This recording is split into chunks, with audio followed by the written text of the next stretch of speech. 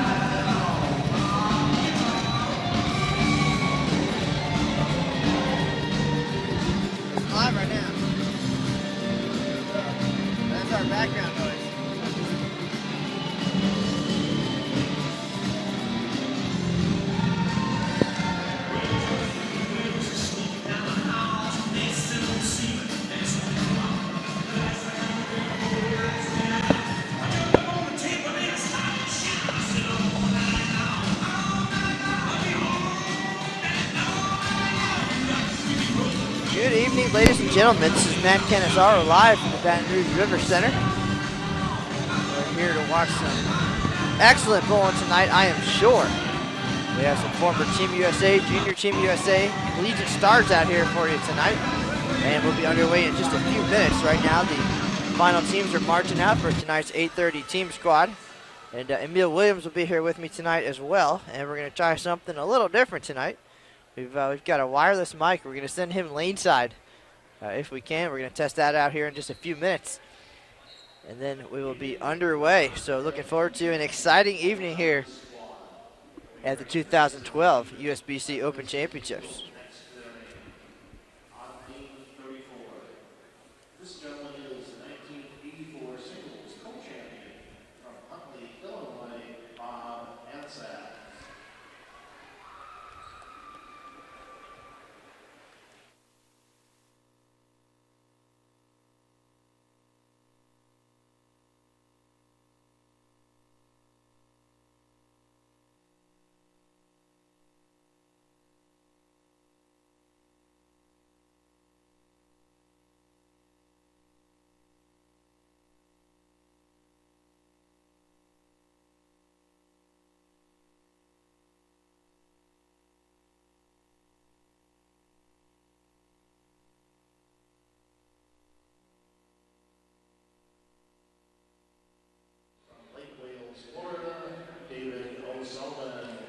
All right, folks, just doing some introductions here right now. That's David O'Sullivan, former Team USA member and Team USA Trials champion, getting introduced.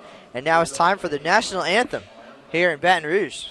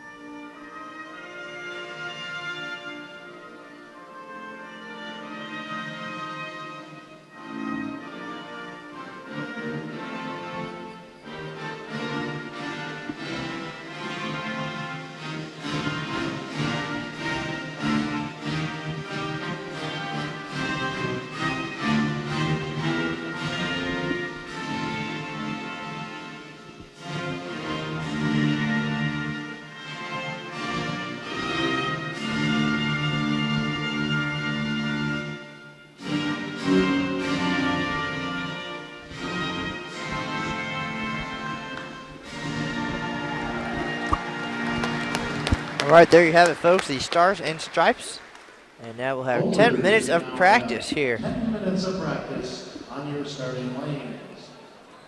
Of course, as you know, this part very crucial in team strategy.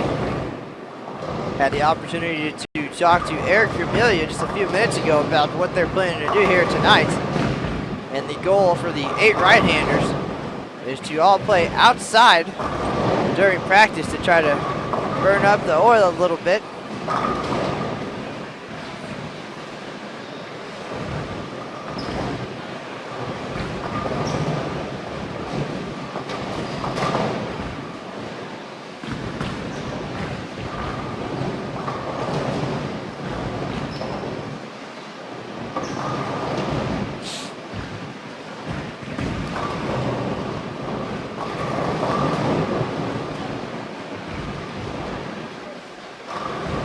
All right, so as you can see, all 10 players gathered around the ball return there, communicating and taking notes at this point.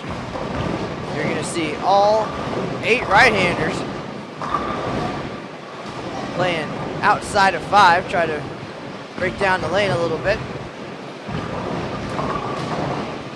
At this point, not worried about where the ball is going to hit the pins, but just breaking down the outside part of the lane, working together. All part of the strategy here.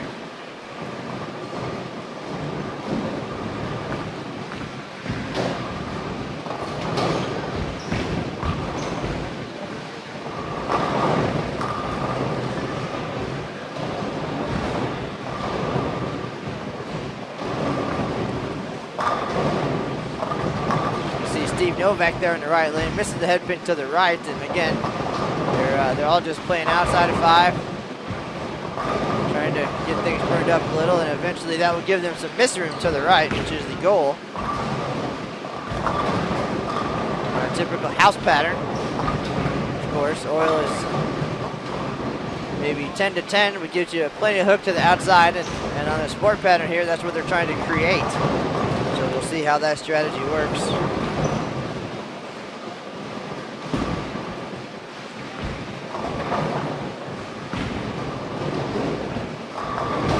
Right now, let's just watch the game plan unfold, and we'll be right back with you live from the Baton Rouge River Center.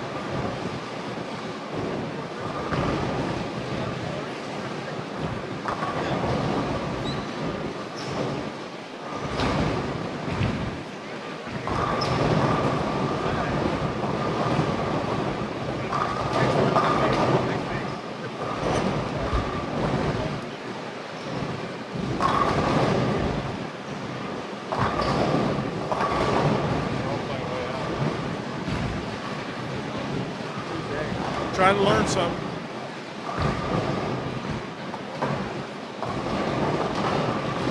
Michael's as well.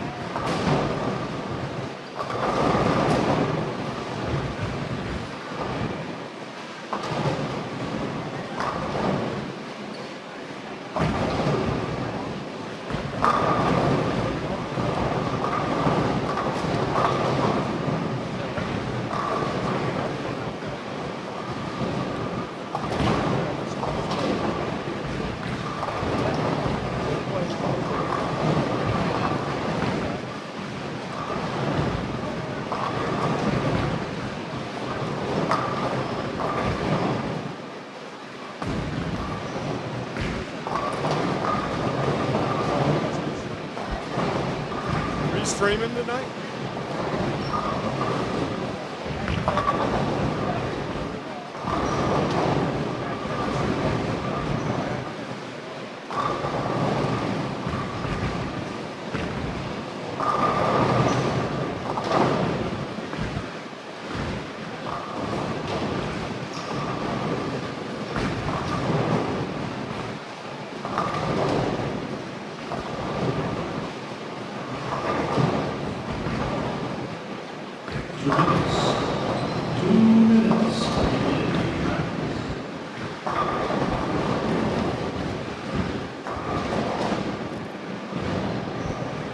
All right, folks, we got 2 minutes of practice left here at the Baton Rouge River Center.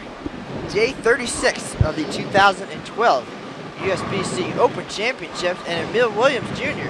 headed down to the lanes to get a couple of starting thoughts here from our Junior Team USA support guys. Talk a little bit about their strategy coming in, what they saw here in the first few minutes of practice, and how their game plan is going to go based on what they expected and what they're seeing early on. So we'll have that for you in just a minute, and then we'll be underway, so stay tuned.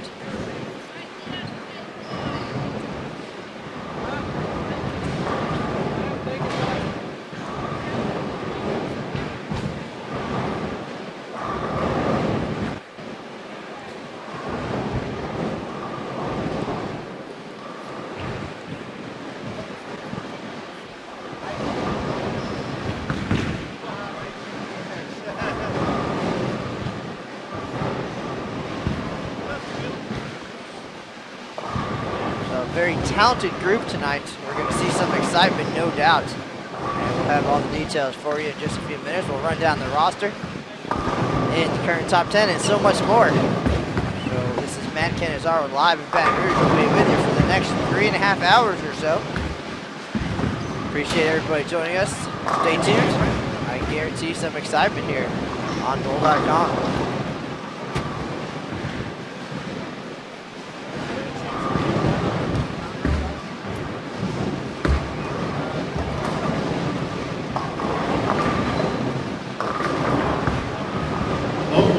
please hold up.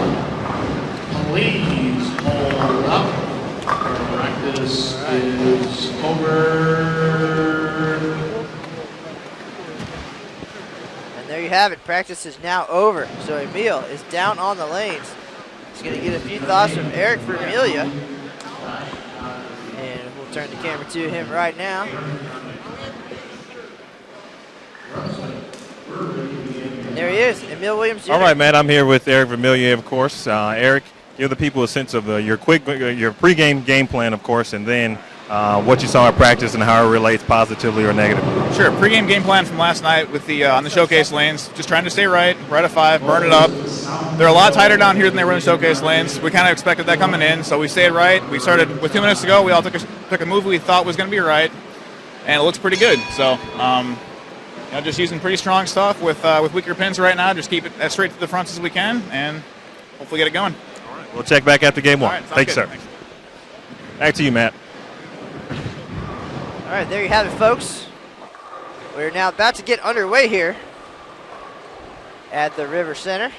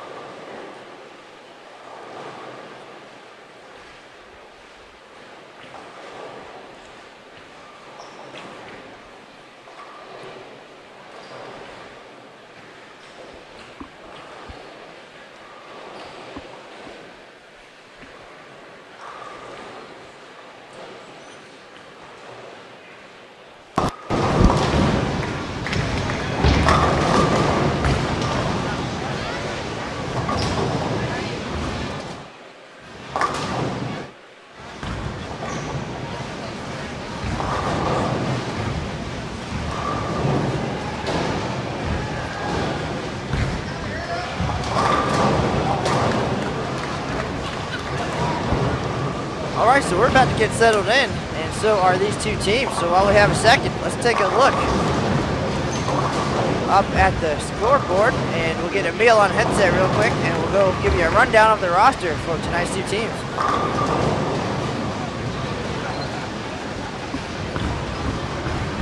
All right, there's a look at our 10 players. A lot of experience, a lot of talent on this pair of lanes right now. A lot of experience indeed. Of course, all 10 bowlers at some point have bowled with each other. More than one occasion, of course. Generally, most of them have spent some time together on Junior Team USA at some point. Others have spent some time on Team USA as well. So very familiar with one another, of course. And one of the best pair of bowlers, or excuse me, the best pairs in the house. 10 solid bowlers, and couldn't pick a better 10 right now. All right, let's go run down the rosters real quick. Junior Team USA Support 1 and Junior Team USA Support 2. And once again, a lot of talent both at the Team USA, Junior Team USA, and collegiate level. And of course, one player formerly exempt on the PBA Tour. So Emil, turn it over to you. Absolutely. That is Junior Team USA Support number 1. At leading off is Amanda and Erik Vermilyea, of course, a 3-time Team USA member, 4-time Junior Team USA member. Also 2-time first-team All-American at Spillway level, tournament MVP as well. Matthew Tuckfield, very successful youth bowler as well, formerly of the University of Central Florida. Amanda, a standout at the University of Nebraska-Lincoln, of course. Steve Novak, bowling in the 3-hole for that squad. He's a 2-time All-American as well. Won the national championship, of course, coupled with Saginaw Valley State University. Also holds the youth record for 300s in a season with 10. So that is Steve Novak, also the Saginaw News Male Bowler of the Year last year. Then there's Jeff Mersch, 2-time Junior Team USA member as well. Finished second last year with his partner Erik Vermilyea in regular doubles. And speaking of Erik Vermilyea, bringing up the rear on that squad, 2-time Junior Team USA member as well. Junior Gold Champion in 2003. 2-time All-American, and again finished second in doubles. With Jeff and the following squad, Junior Team USA Support 2, led off by Clay Herrbach, 2-time Junior Team USA member, won Junior Gold back in 2004, member of the Western Illinois University back-to-back collegiate titles in 2001 and 2002, There is Shawn Ryan, the junior Team USA member back in 2005, also a second-team All-American that year for the University of Central Florida. Again, Erik Vermilyea went to Nebraska. Jeff Mersch from University of Central Florida as well.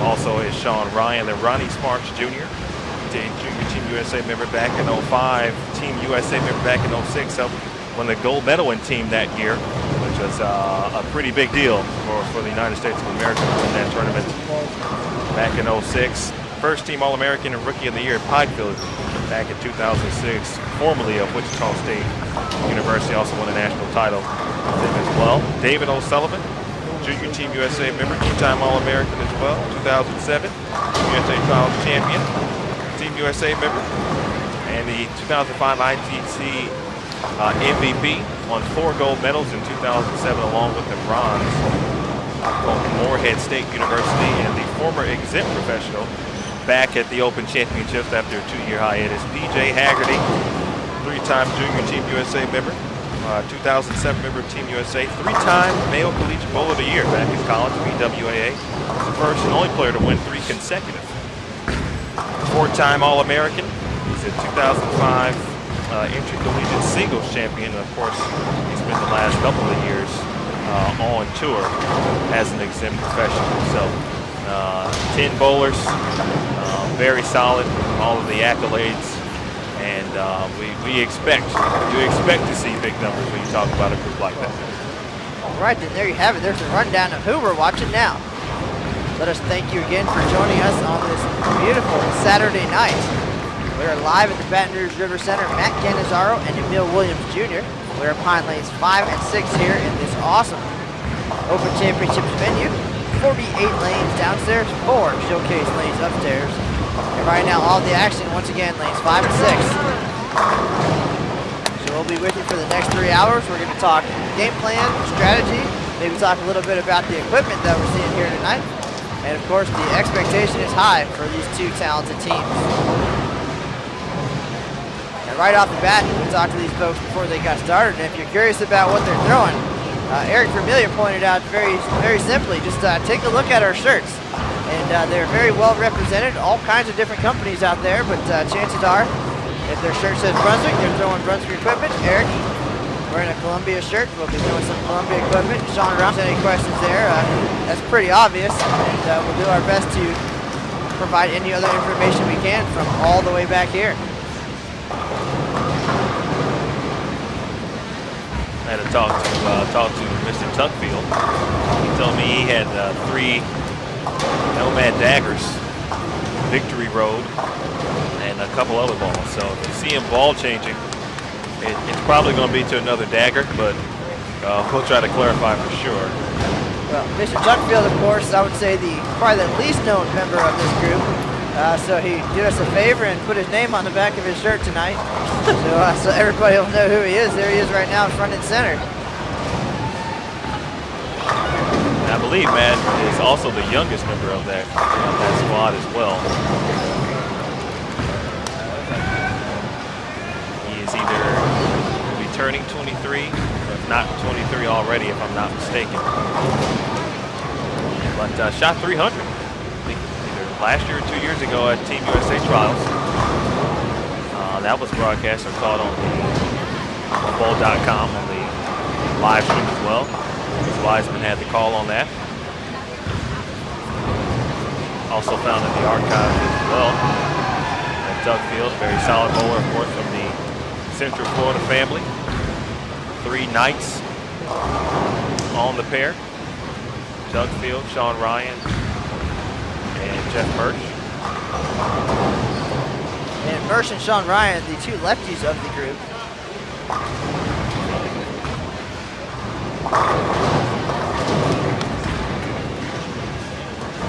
That was David O'Sullivan up on the left lane with a big double here to start the night. And they were telling us earlier he's a big fan of bowling with surface. So that ball clearly very dull, at least from up here. Not a lot of hand in that one, right up the gutter, as they discussed in their game plan. So far, 2 for 2.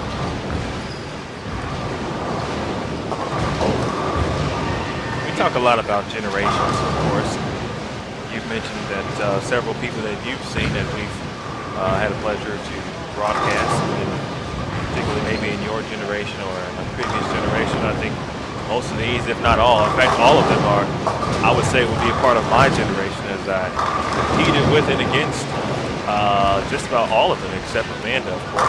If you count junior gold, and you know, we can put that in at several weekends as we toured the collegiate scene with our various institutions of higher learning. Well, I had the opportunity to reminisce a little bit with Jeff Mersch yesterday. He stopped by the office to say hello.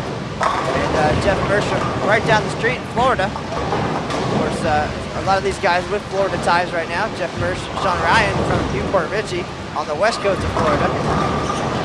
David O'Sullivan currently down there in the Lake Wales, Orlando area. But Jeff Mersch, as you said, a lot of these guys, your generation, of course, you guys are just kids still. And Jeff Mersch and Shawn Ryan, they came up right after me, right after I left juniors and went on to college and moved up to the adult ranks.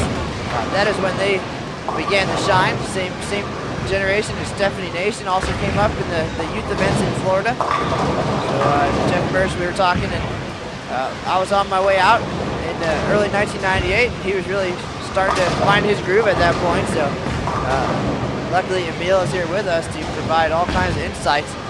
Of course, I know who these folks are from talking to them, covering them over the years. Spent a couple of years at Tournament of the Americas with Amanda. Get to work with Amanda and Erik Vermilyea at USBC headquarters in Arlington, Texas. And of course, pull alongside all of these guys at some point too, at PBA regionals and such. So I think we should have all kinds of insight into their careers and successes.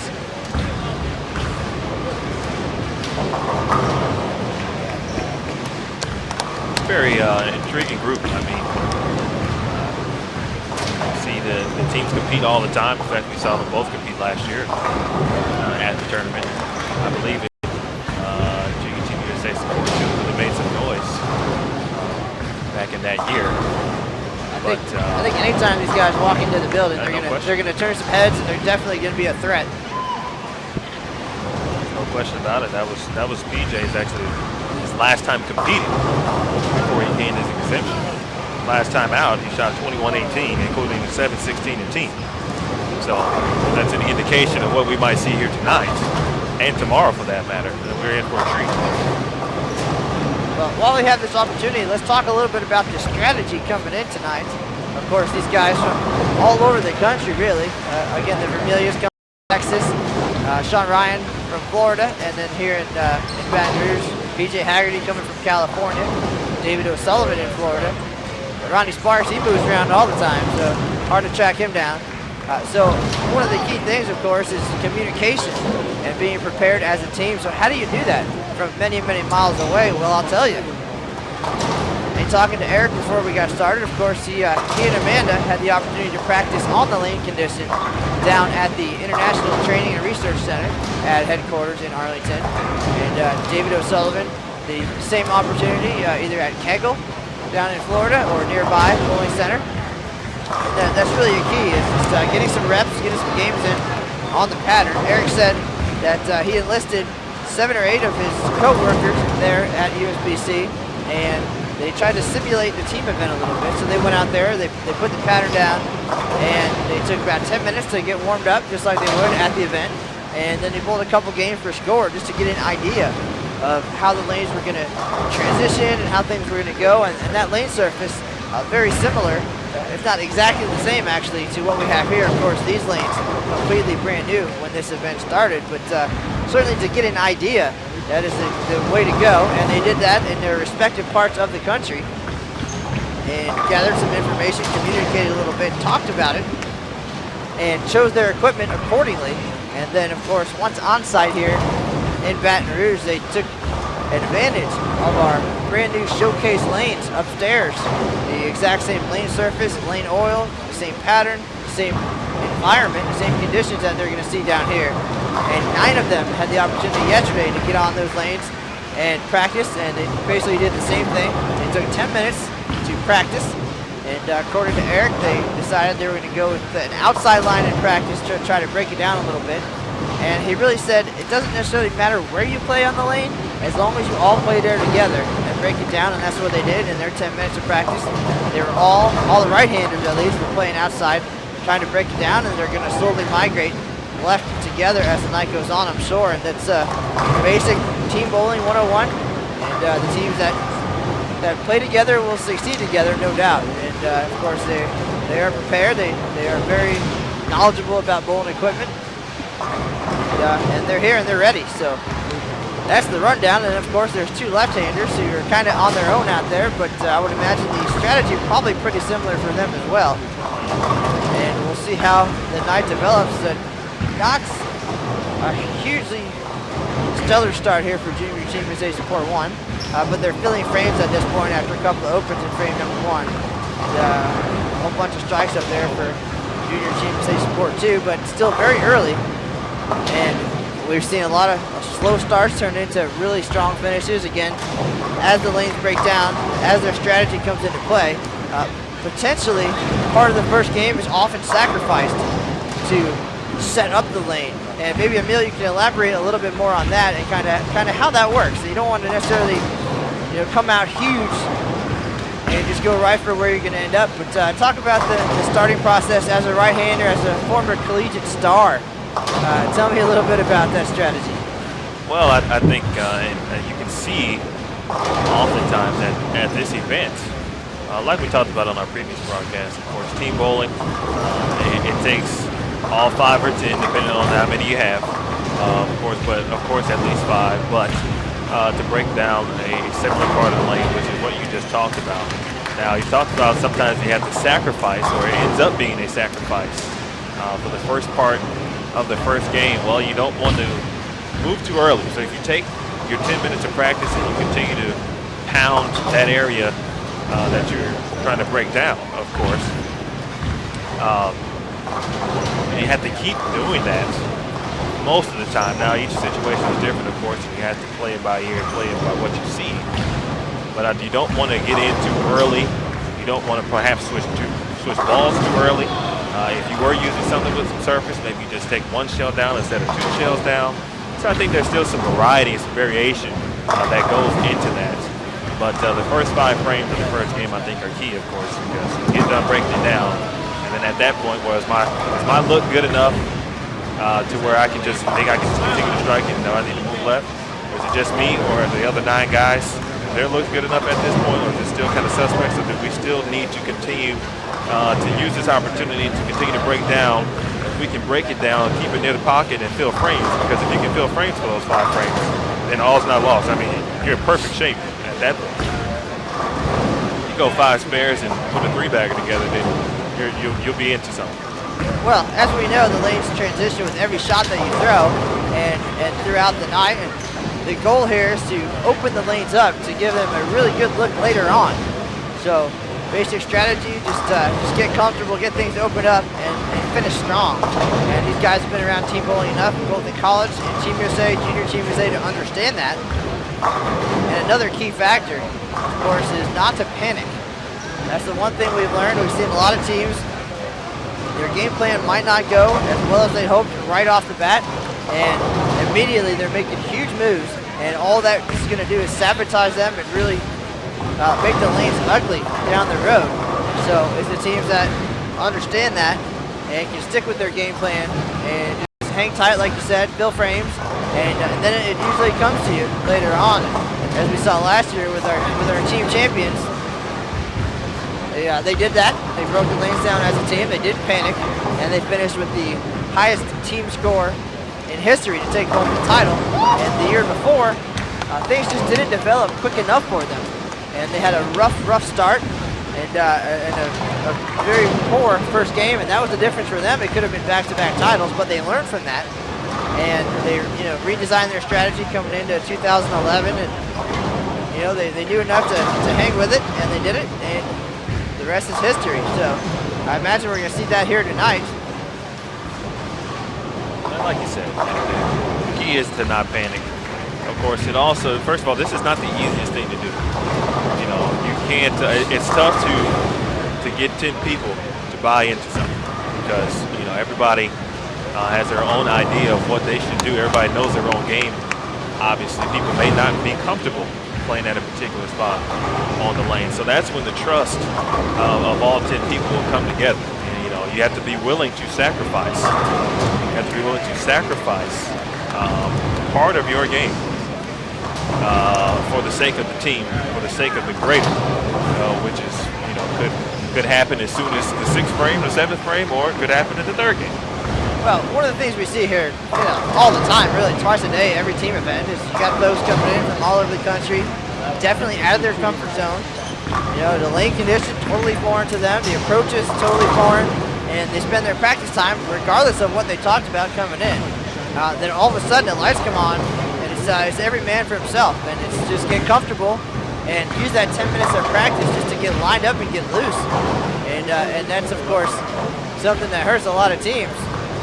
And these guys right here in front of us, they spent a good 7 or 8 minutes of practice just breaking down the lane, not worried about where they're hitting the pins, knowing what they were trying to do, and then spend the last couple minutes, you know, making those final tweaks and getting lined up. And that's what team play is all about.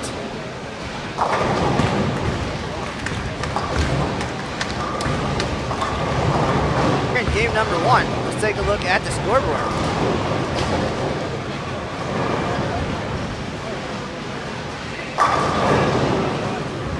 You see Junior Team USA support off to a little bit of a slow start there, but 4 strikes in a row now in frame number 4, and Junior Team USA support 2. With a couple of 4-baggers up there, so things developing nicely for them. Each team, 4 right-handers and 1 lefty.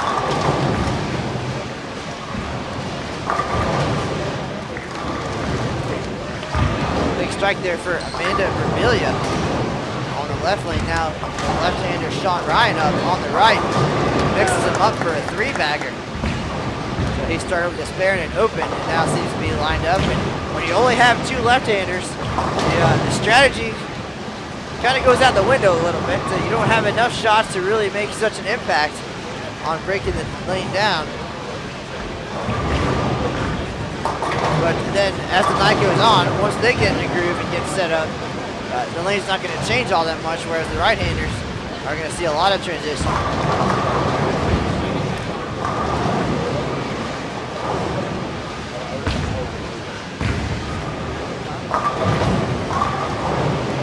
Ronnie Sparks Jr. up on the right lane.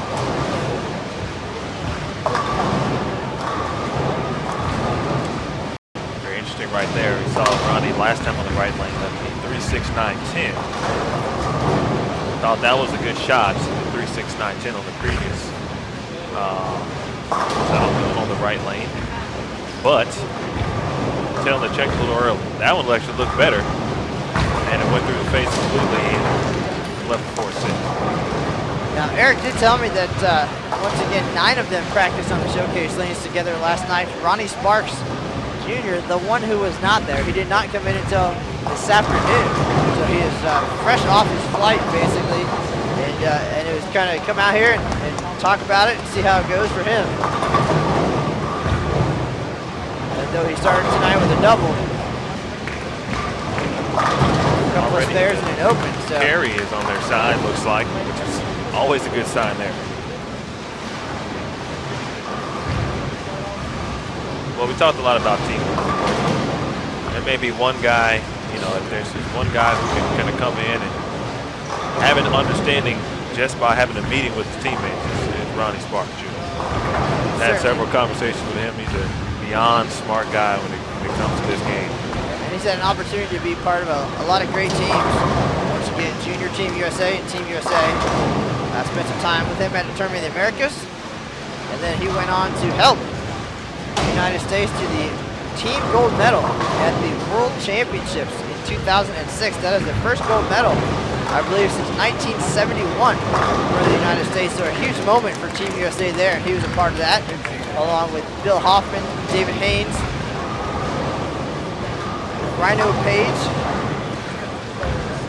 and Scott Cole. So that was back in the days before the PBA stars were part of Team USA. Of course, you add those guys in, and now it's been 3 consecutive gold medals for Team USA. So things on the upswing there internationally, and Ronnie Sparks benefited from that greatly. And of course, his time at Pikeville and Wichita State can only help that's why he has developed into such a strong player. And I'm sure his knowledge is definitely going to be useful to the rest of this group as well. If I'm not mistaken, he was 18 or 19 years old. Helped to accomplish something that hadn't been done in several years. So, and all of these guys, I mean, and Amanda for that matter. She's a superstar in her own right as well. There's a lot of great things at the University of Nebraska. So she's not to be shortchanged by any means.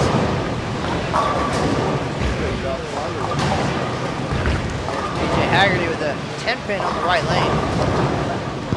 BJ spent the last couple of years out on the PBA Tour getting a lot of knowledge and doing a lot of games out there. Exempted during the 9-10 season and did not retain his exemption. He did not bowl with us in 2010 or 11 because of our PBA rule, but he is now back here in 2012. Still competes out there on tour as a non-exempt player.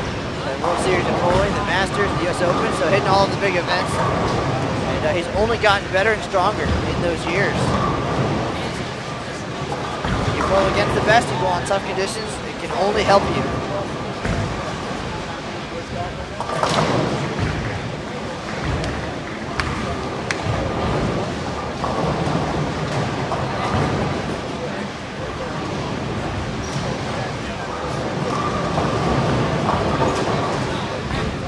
Almost through 5 is Erik Vermilyea leads the 2-8.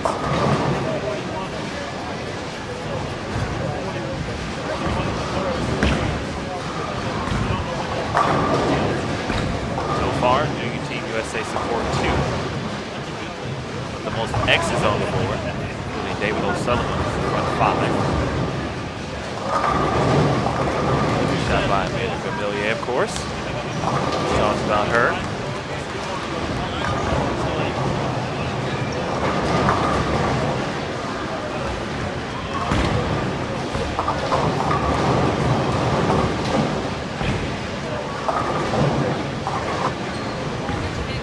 So Erik with the spare. Play Herrbach to lead things off for Junior Team USA support 2 up on lane 5.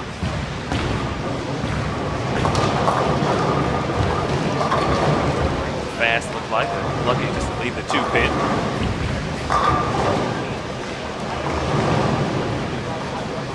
Ends the run at 4 for play. Here's Tuckfield, great shot from Matthew. Tuckfield the youngin on the launch, if you will.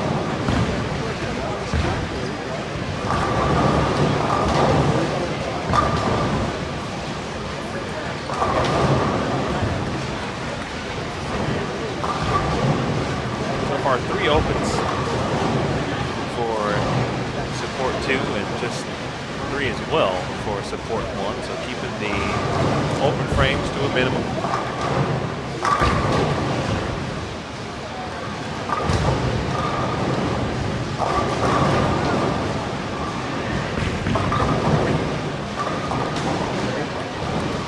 A lot of ugly stuff on the right lane.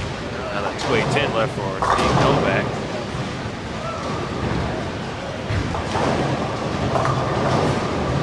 Shawn Ryan representing the hammer booth here at the Open Championships. One got away from him there. Has to clean up the 6 count.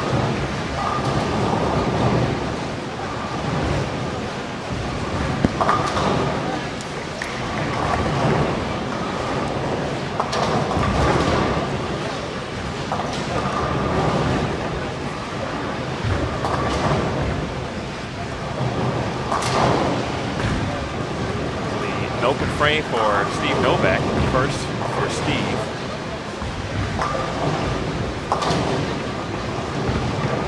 Steve originally from Oceanside, New York. Spent several years in Michigan. Bay City now. Here's at Saginaw Valley State. There's Ronnie Sparks, a quality shot and strike.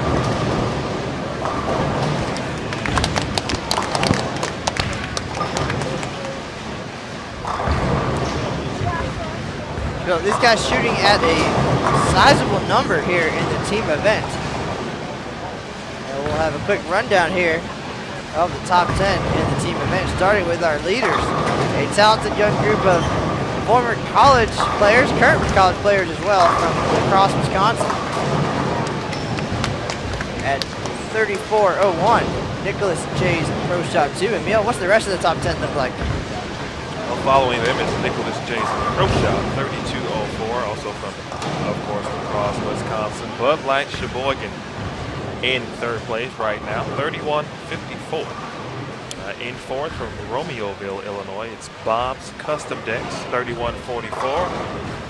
The run ends for O'Sullivan at 5 as he leaves the 610. In fifth place, Solid 9 Pro Shop 1 of Taylorville, Illinois at 31.34. Then Super Bowl Appleton is in at 31.10.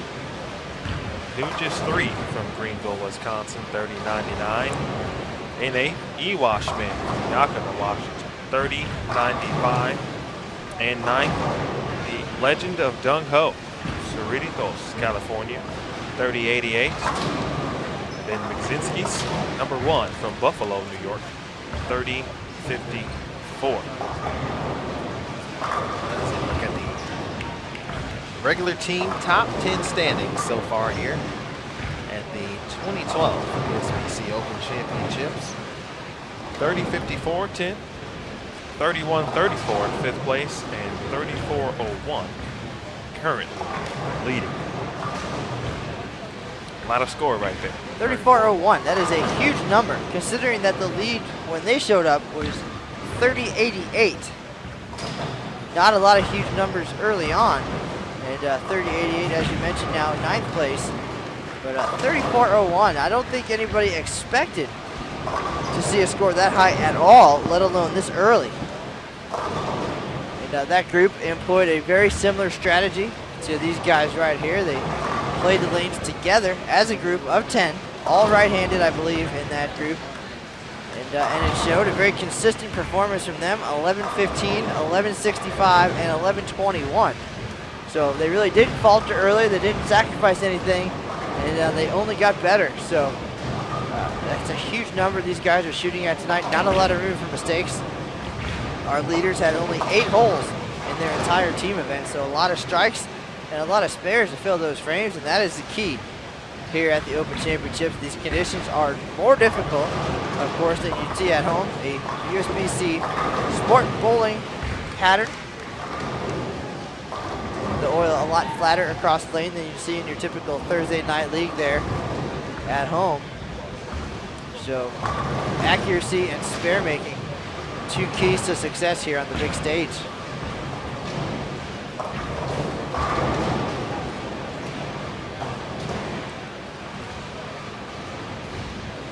Give a shout out to good buddy John Gaines in Florida, keeping tabs, checking in, and said everything's going well on his end, so appreciate the feedback there. He just would prefer I stop talking for the next 3 hours, but too bad, buddy.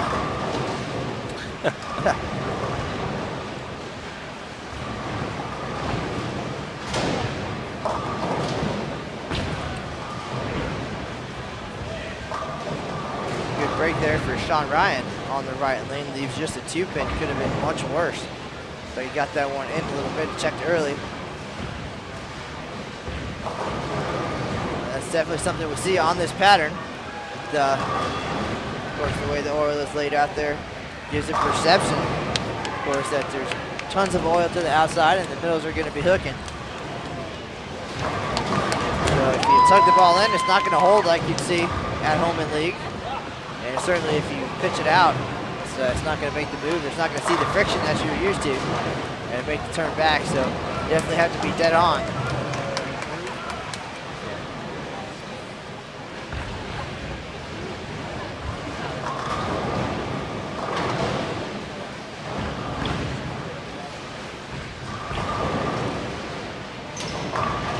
A lot of spectators in front of us. Trying to get a glimpse of not only some good bowlers, but of course how to play the lanes, get an idea.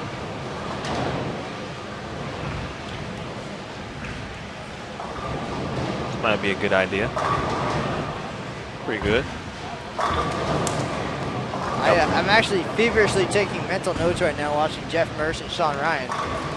So I don't believe there are many left-handers as good as them who we'll see at this tournament. One other gentleman bowled recently, Stephen Hardy, 2002, regular all events champion. He whacked him this year. He is in the top 10 all events, well over 2,000.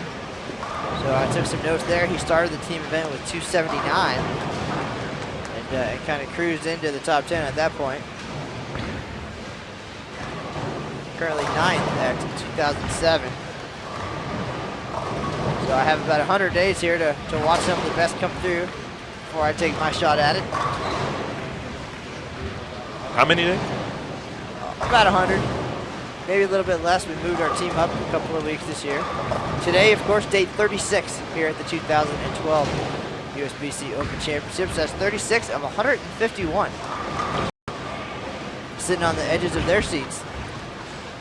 It's an awfully long way for them to see if that 34.01 holds up for another title going home to the Cheese State. So we will see.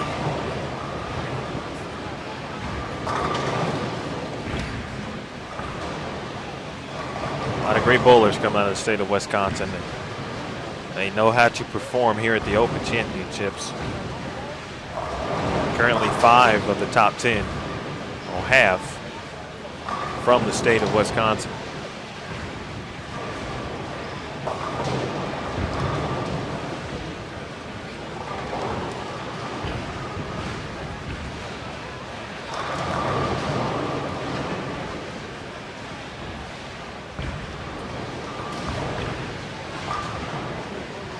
In the chat room right now is that Andy Mills is part of that lacrosse group.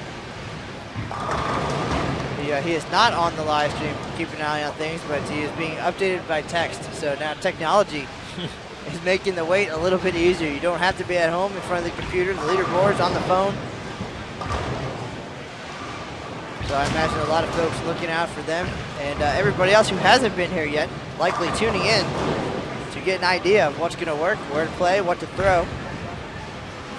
And no better group to tune in to watch than these guys. We're through 7 frames here almost. We'll take a look at the scoreboard in just a minute as PJ Haggerty delivers a big strike there. Now Erik Vermilyea up on the left lane.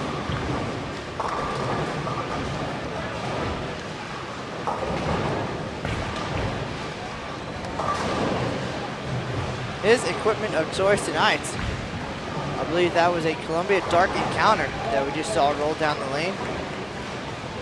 And he started the night with a Columbia EPX, which is also, besides the fact that it's just kind of old at this point, it's retro or an antique or whatever you want to call it, a few years old there. Columbia EPX. At least 5. We saw Mike Lickstein, a pretty spectacular left-hander, throw one of those on our previous live stream broadcast, and his was sanded down to 360 grit, and that helped him open up the lane. Of course, when you're all by yourself over there without much help, you have to speed up that process. He was able to do that and finish the team event really, really. And, Erik coming out the same ball, not sanded quite as much, and definitely an idea he said he got from Chris Barnes. Of course, everybody knows who Chris Barnes is, a star for Team USA and on the PBA Tour. But they say that the EPX kind of reacts like a modern-day urethane. And at the worst, it soaks up a lot of oil. It helps with breaking the lanes down. And, so that is the description he gave me before they went out there, and said, that, again, at worst, he was going to use that to break them down in practice, and then likely go to this Dark Encounter a little bit shinier. And that looks like what's happened. So things are going okay for him so far, working on 3 spares.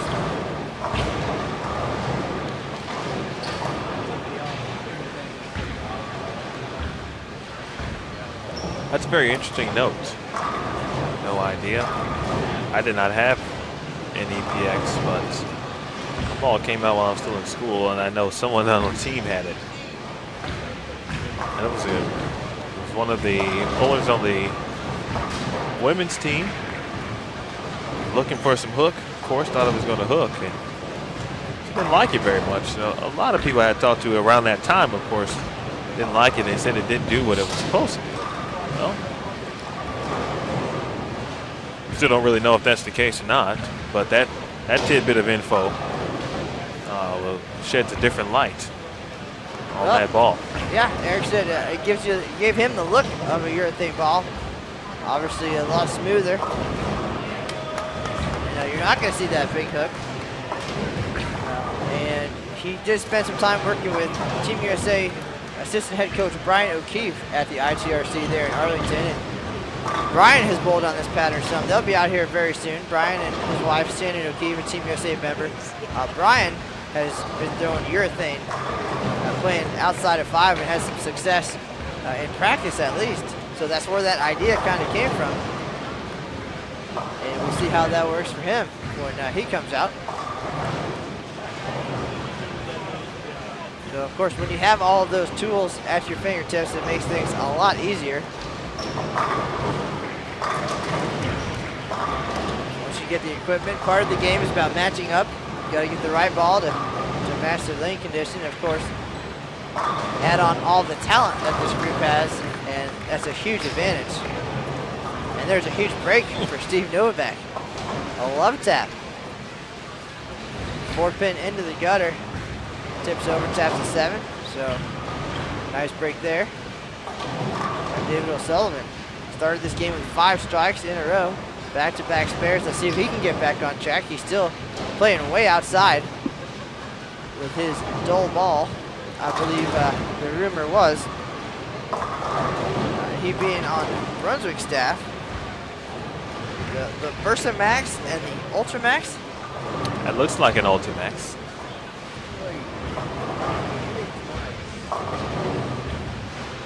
So again, he's a big fan of surface, and imagine having 3 of each of those balls. Of course, the limit here, 8 balls per bowler. The average. Oh, so he's got 3 Ultimaxes and 3 Versamaxes. Okay. Yes. So if you have a ball you like, why not stick with it? Try a different surface, drill it a little bit differently, but whatever knocks the pins down. And an unfortunate break there for Mr. O'Sullivan. Misses the 3-6-10.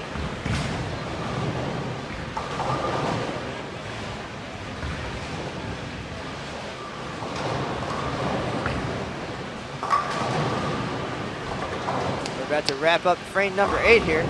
Erik Vermilyea gets some early hook there. Ball goes really high. He's the 3-6-9-10. I would say arguably one of the most difficult spares in the game, but just my personal opinion. Emil, what do you think? I totally agree. 100% with that. We start to see some hook on the outside now. Well, which is what they were hoping for. They wanted to break down the outside, give them some missed room to the right, and now it's just a matter of picking the right ball and making the slow migration left and using that friction to their advantage. And of course, one of the keys here is making the move at the right time and not waiting too long. Vermilyea with an open frame as well. And PJ Haggerty is going to step up and shoot at the 4-7. Then we'll take a look at the scoreboard through 8 frames here at the Baton Rouge River Center.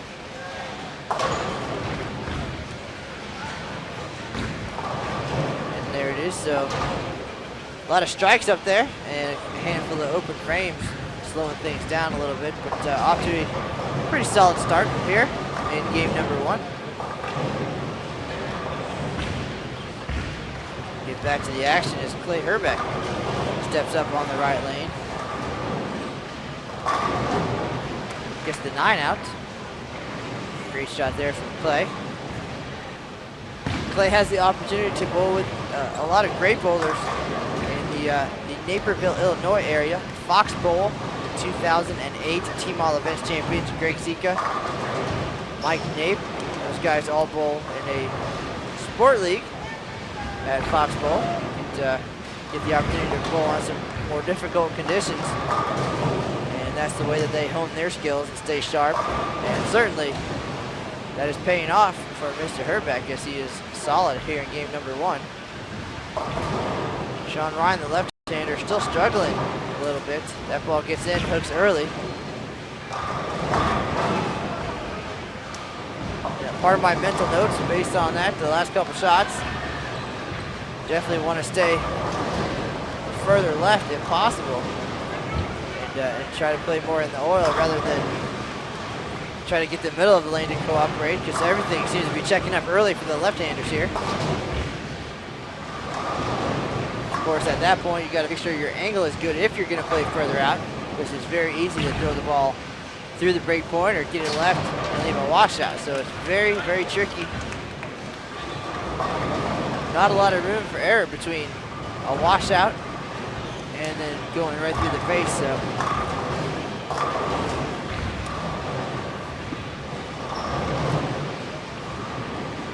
starting to see the hook. The lanes may be getting to open up a bit. Just a couple of 3, 6, 9, 10s. Now a 4-9 by Novak. Ronnie Sparks switched balls probably about 3 frames ago, and I don't think he's missed since. that was 2 great shots by the right-handers on the right lane. Right now you see Haggerty and O'Sullivan talking about what's going on out there. Clearly the lane's starting to break down. And now it's a matter of creeping left and potentially making some ball changes. So we'll see what O'Sullivan does here. Yeah, he's coming off an open frame. He did miss the 3-6-10 on lane 5 after a pair of spares. So while he started off really strong with 5 strikes, things not going quite as well here later in the game. Let's see if he makes the adjustment. Hard to tell when a ball change has been made when everybody has 3 of the same ball. So we'll keep an eye on that as we see Jeff Mersch do exactly what I said. Got it a little bit left and going in the wrong direction, unfortunately, and he leaves the washout. So for the lefties, I think at this point, you want to go a little more left to right. And then as they start to break down a little bit, you can move a little bit right as well, especially with 2 left-handers.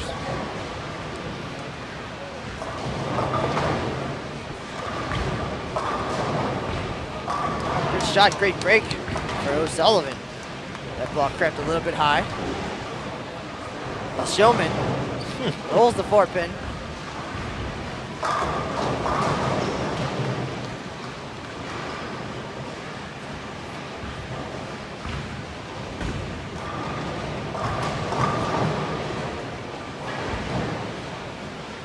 Jeff Mersch yet to double here in game number 1, and another open frame misses the head pin to the right. So 6-2 for the southpaw. He looks confused. It looks like he might have thrown that one where he wanted, and it just skated down the lane like we talked about. See Jeff and Shawn talking about some things, of course, and obviously they're not the only ones who can give some insight about what to do, but of course they have perhaps the best insight as they try to work together here. And then another 4-6, this time from PJ. So we do see that a lot out here. It seems like you definitely get penalized for making a mistake. While we saw O'Sullivan roll the 4-pin on his shot. That last shot from Erik looked to be about 13, 14 at the arrows. So quite possibly the migration has begun. Of course, you expect that. They want to get that far already, possibly. Can they stay there was another question.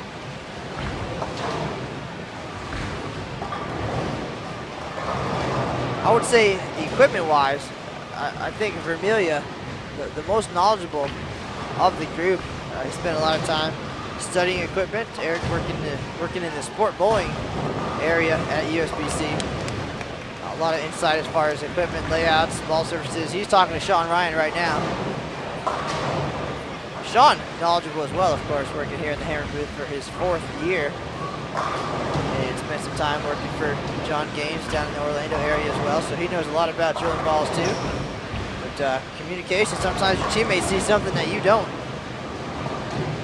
And it's all part of the communication process. unfortunate break there for Herrbach, 7-10 in the 10th frame. And Amanda Vermilyea strikes on her first shot, usually 3-pin on her second shot. So I imagine there's going to be some movement here in game number 2. Perhaps if time allows, we'll send Emil down to get an idea of what happened here in game number 1. But as Erik said before, if things don't go well and they're huddled around trying to come up with the plan B, they're probably not going to want to talk too much. So we'll keep an eye on that as game number 1 wraps up here at the Baton Rouge River Center. Got to watch the emotions, watch the body language. Usually can be an indicator whether they may be ready to talk or not. And then sometimes you just got to give them that minute, of course. And a nice game from Amanda, 222. Again, as we talked about earlier. Stephanie Nason checking in the chat room, watching some of her former teammates. And as you said, Amanda with a nice 222 game. And I don't believe I've ever seen her not smiling. She's a very wonderful individual. She's an awesome person. Always fun to talk to. And as you talk about emotions, I'll tell you what, the first time I met Mike Nape, and the reason I bring that up, of course, is because we mentioned him earlier, but in the league with Clay Herrbach and some of his Fox Bowl teammates. First run-in I had with Mike Nape, who's an emotional guy, let's put it that way. It was in Corpus Christi in 2006, where he had a legitimate chance at the all-events title. And I believe he opened in the 9th and 10th frame of game number 9. And of course, I was down there to interview him, expecting him to take the lead at that point, and things did not go as he hoped. Yeah, I did see a bowling shoe launched in my general direction, not at me. But of course, not the way you want to end your run there. He ended up just short. And, as scary as that moment was for me, you know, he understands that that's the way bowling goes sometimes. And, you know, asked for a few minutes to collect his thoughts and calm down a little bit, and then came and talked to me. And couldn't be any nicer. It's a very nice gentleman, and once he calmed down and, you know, just understand that that's the way the pins fall sometimes. We had a great conversation. And then 2 years later, we talked again, and they were the team all-events champs. So he is currently our average leader at the Open Championships for 20 years or more. So things continue to go well for him in that group, and that was just one bad moment in a great career. Learned a lot about, again, respecting people's emotions and boundaries. There's a lot of ups and downs here at the Open Championships.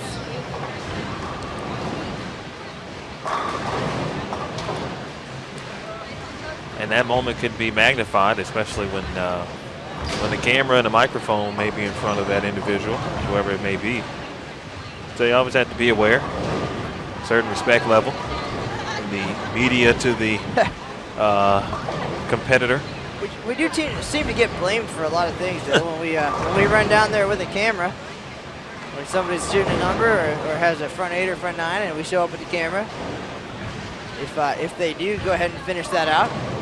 You know, the next thing we get is an email asking for a copy of the footage, and if it doesn't go so well, we nearly get tackled by some teammates and blamed. You guys screwed him up. It was all your fault. So it's a double-edged sword for us, but we're just doing our jobs here. We just have to have quick reflexes and keep an eye out for flying limbs, basically.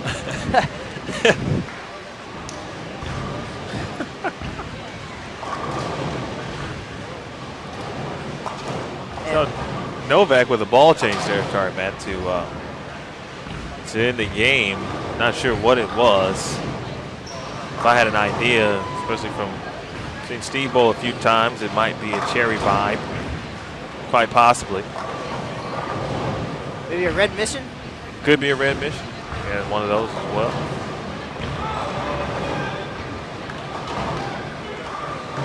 Watch out for flying limbs.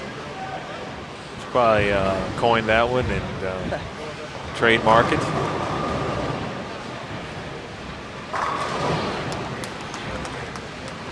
then 3 years later, I got to experience some Flying Linds again in 2009 and Team All Events titles. Those guys, despite being, as Chip would say, classic or experienced, even at their age and at the middle of the night, basically when they got done bowling, they were jumping up and down all over the place. A very exciting moment for them. So that's definitely the highs and lows of it. Very emotional sport and a very special tournament to a lot of people.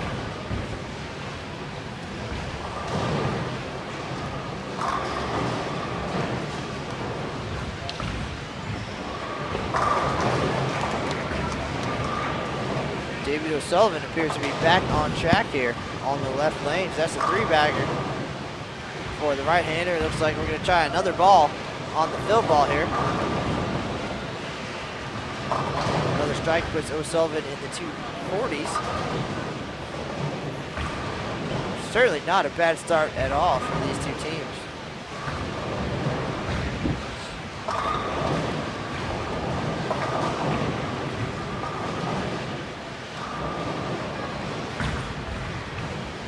Mersch, Shawn Ryan, see the left-hander struggling a little bit.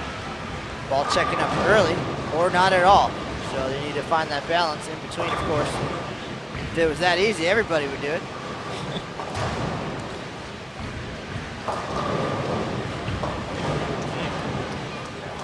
Sullivan leaves the 210. Got the read he was hoping for off of that shot or not. Guess we'll see what happens when game number 2 starts. See what his ball choice is. He finishes with 240. Mersch picks up 4.7. He finishes with 159.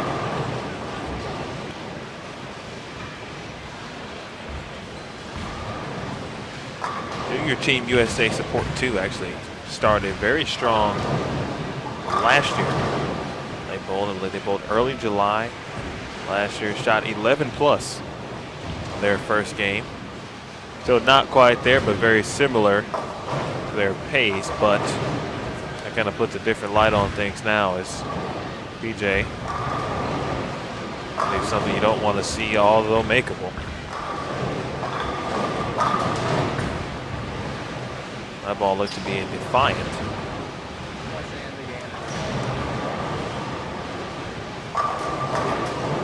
Big shot there from Vermilyea for a double. We're going to take a look at the scoreboard before we lose that opportunity here.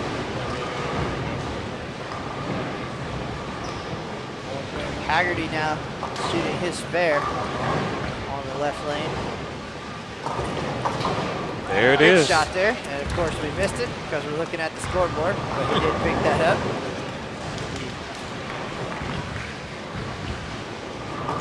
3, 4, 6, 7. That's a big spare. Not only for a pinfall, of course, but really you get another opportunity to throw the bowling ball.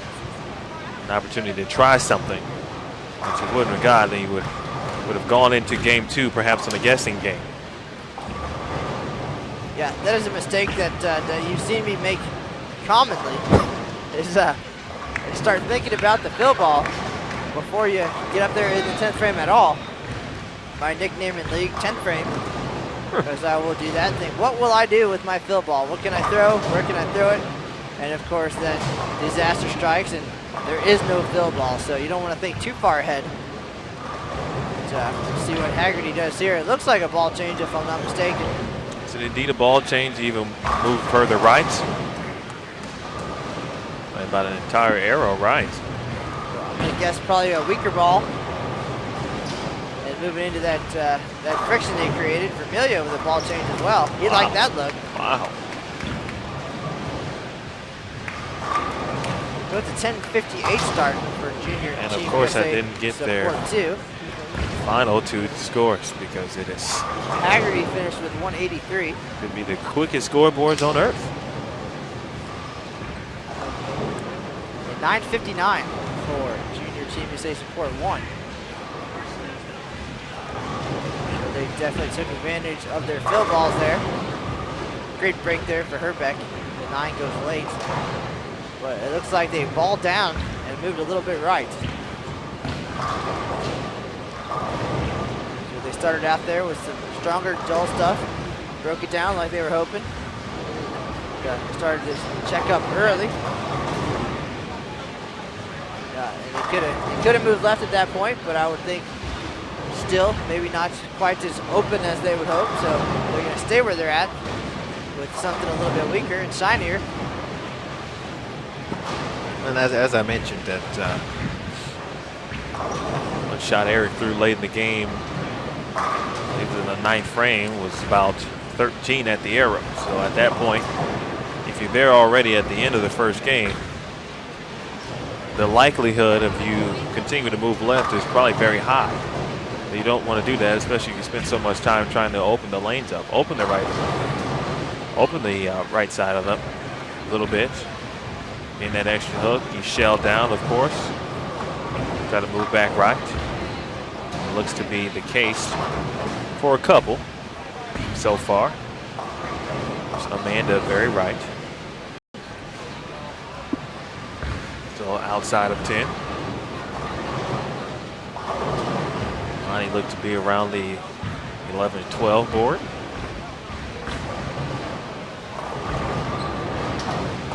Break point right of 10.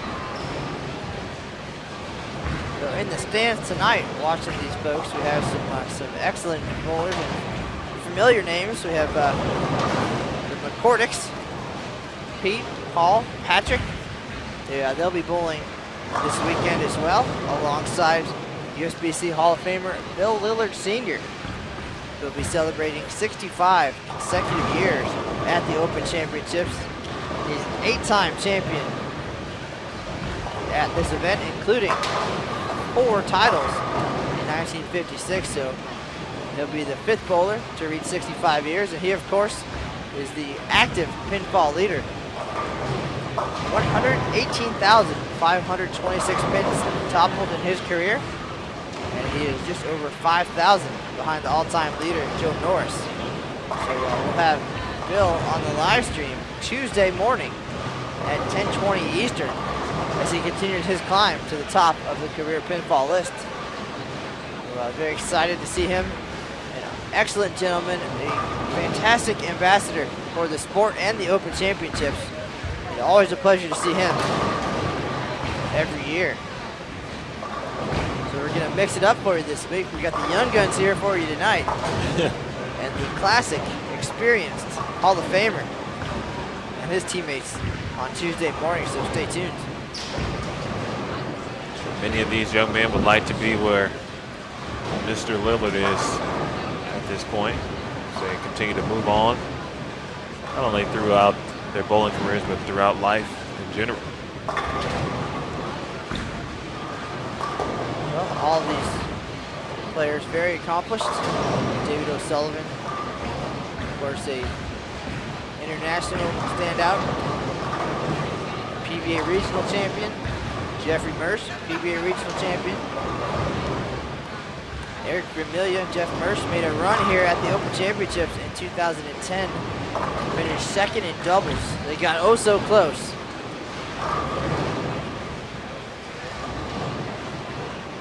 Lost to a pair of left-handers that year.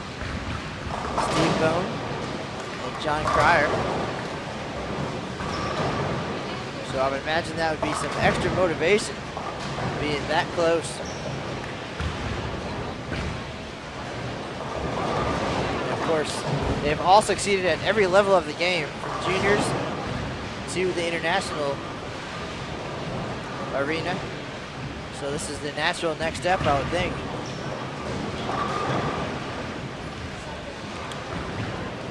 Haggerty goes with the ball he tried on his fill. A little bit shinier, back outside, and it seemed to work. So all 10 back for him. Let's see what Vermilyea's got in his hand. I believe his fill ball was the Columbia Eruption. That is not what he just threw down the lane. There's a 4-pin there. Any guesses?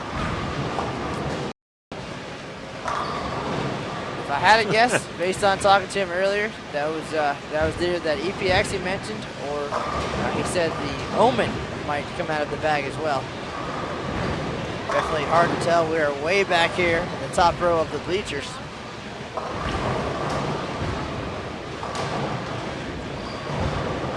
Actually, might be it.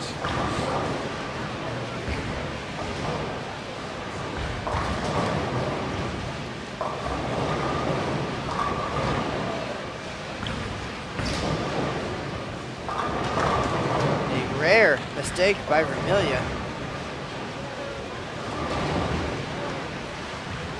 He's had a pretty spectacular year at the ITRC, back at headquarters in our Tuesday Employee League. A couple 300 games and an 800 series there for him.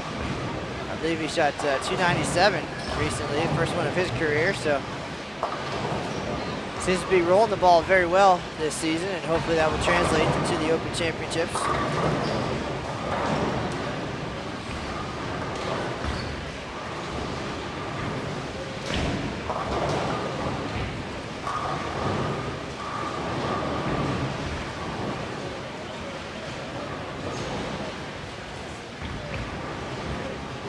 Herrbach looks a little bit baffled by that shot as it goes sailing by the headpin. Tuckfield up on the left lane, working on a strike, looking for 2 in a row here in game number 2. No problem, he says.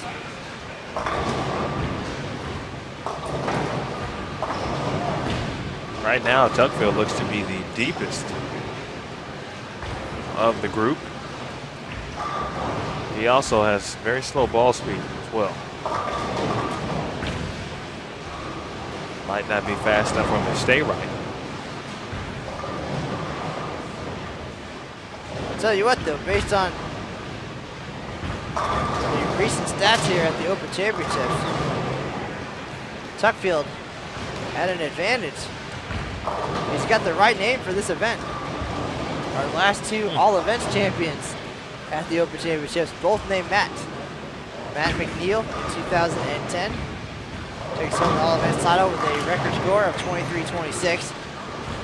And last year, the unknown Matt Wegan from Muscatine, Iowa, makes history with back-to-back 800s in doubles and singles, takes home the all events title with 22-68. Of course, the only difference was the time of the year. An interesting coincidence that when Ron Vokes won his all events title in 2009, he bowled on April 25th. When Matt McNeil took the all events lead in 2010, he bowled on April 25th. And when Matt Wegan took the lead in 2011, he did not bowl on April 25th, but he did bowl on the same day as Matt McNeil. So I don't know what that means, to be honest with you, but I was very close to moving my team day to April 25th, just to play the odds a little bit. Those would be all in your favor too. Change the date, keep the name.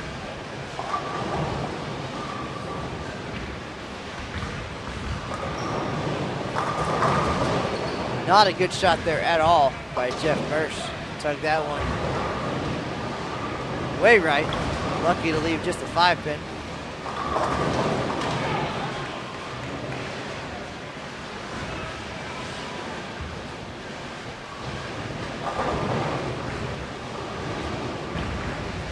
Sullivan up on the right lane, working on a spare. Good shot there. Looks like he's moved a little bit left as well. And with all that surface, as the lanes break down, it's going to be a little bit smoother at the break point.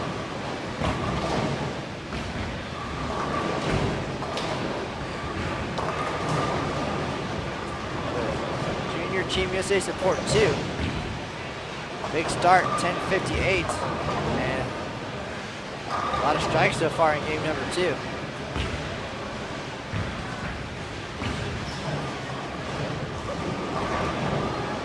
See if PJ Haggerty can keep it going. Started this game with a strike. Gets the 4-pin forward for the double. That'll make up for a bad break last game. Yeah, I think so. Couple 4-9s. A couple 4.6s, a couple 7.10 there for Herrbach, so things seem to even themselves out.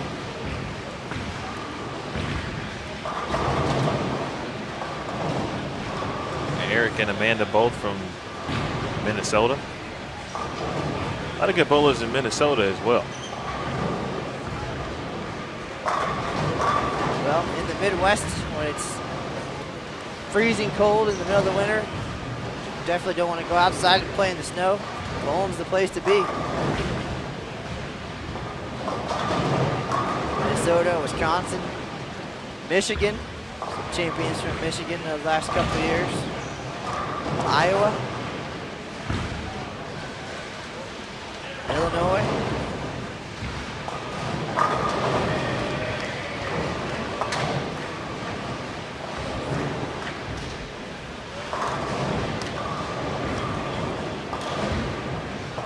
Play with what looked like to be a ball change as well.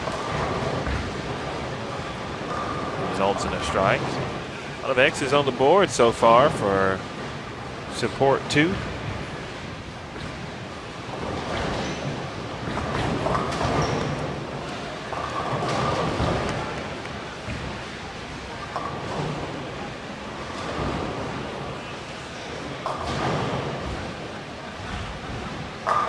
Just a reminder to all the folks in the chat room.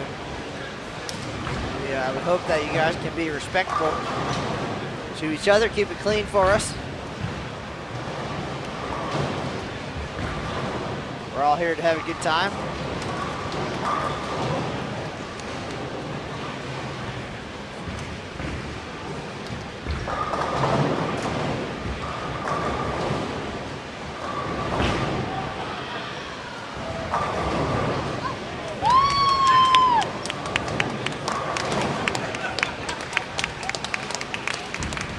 Question in the chat room, are we going to get some comments from the players in between games? Well, we had considered that option.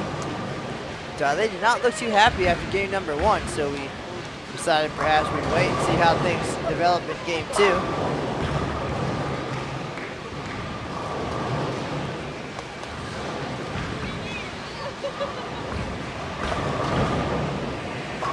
Of course, don't want to interfere with the concentration and communication happening on the lanes. Very intense environment here at the Open Championships. You only get one shot at it every year, so you want to be at your best and completely focused.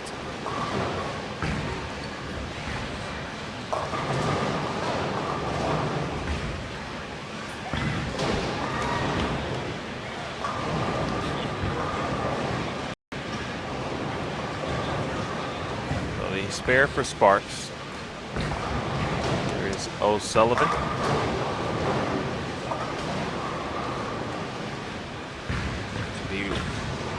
Moorhead State University.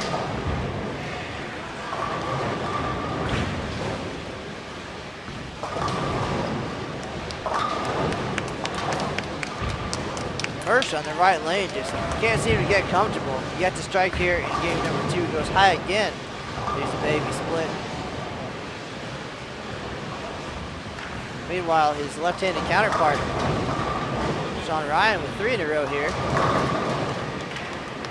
Big double for O'Sullivan.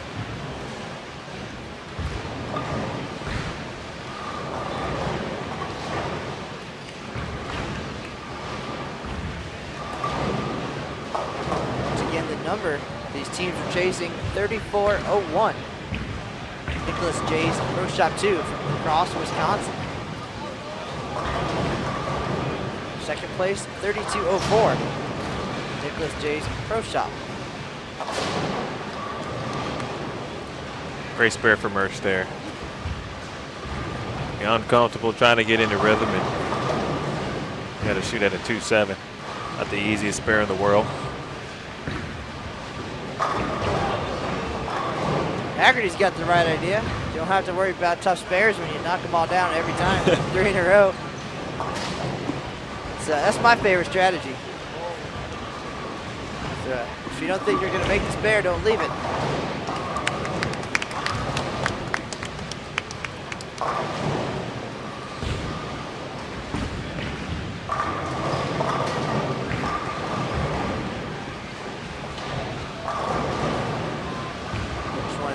everybody for joining us here on this Saturday night to St. Patrick's Day.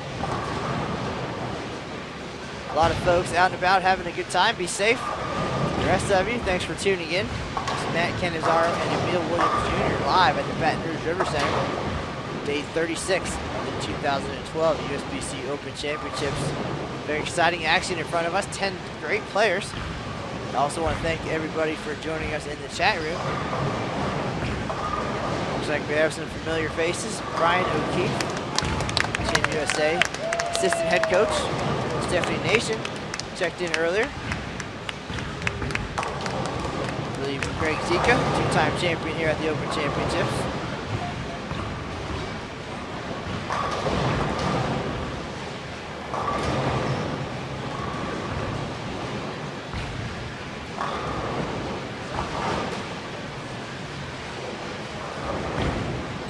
I saw someone that I may have recognized if it is, so shout out to Caesar Benavides. Thanks for tuning in, sir. We appreciate it.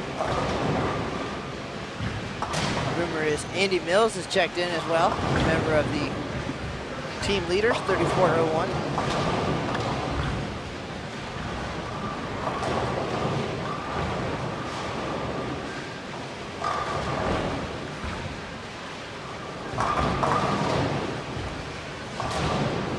While we're talking about Brian O'Keefe and his role at the ITRC at headquarters in Arlington,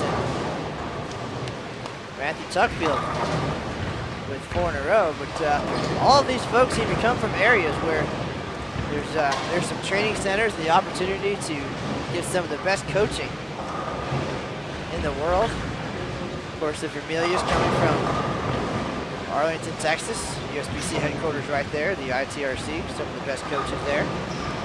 David O'Sullivan coming from Lake Wales area. Matthew Tuckfield also in Florida. Shawn Ryan also in Florida. Jeffrey Mersch, same general area. Kegel, right down the street from them. So I imagine they take advantage of that opportunity. And then up in Michigan, there's a Turbo 2-in-1 Grips Training Center, Chesterfield, Michigan. So I would imagine Mr. Novak and possibly Ronnie Sparks have been there. I don't want to say for sure. But, of course, even the best players in the world take advantage of coaching when available. I believe we saw an interview with Norm Duke just the other day talking about some of his coaching experiences, and he mentioned Bill Hall, USBC silver coach, who is here on site for you. For those of you coming to the Open Championships, you can get some tips from the very same gentleman who coaches, Norm Duke, Bill Hall, available upstairs on the showcase lanes. How about that for a transition? It's pretty good. This year at the River Center, we have 4 lanes upstairs on the 2nd level, just outside of the check-in information area. And those lanes feature the same lane conditions, same oil machine, same pattern, same environment, same approaches, same everything as you'll face down here on the main tournament lanes at the Open Championships. And for just $200, you and up to 9 of your teammates can spend an hour with Bill Hall on the showcase lanes. He'll talk to you about your game and your game plan, your equipment, and how to succeed here at the 2012 Open Championships. And if you don't want to spend that time with Bill, you can have the lanes all to yourself for you and up to 9 other people. During the peak hours, $125 will get you an hour on the lanes to practice, and the off-peak hours will be $90. Split that up between up to 10 folks and get an idea of what you're going to be dealing with here. And as we heard from Erik Vermilyea earlier, they did take advantage of that. No matter how much they practice at home, nothing can duplicate the environment that you're going to see on these lanes. So they spent an hour up there, tested their game plan and some equipment, and adjusted that for their plan down here. And it seems to be working, so that opportunity is there for everybody to definitely take advantage.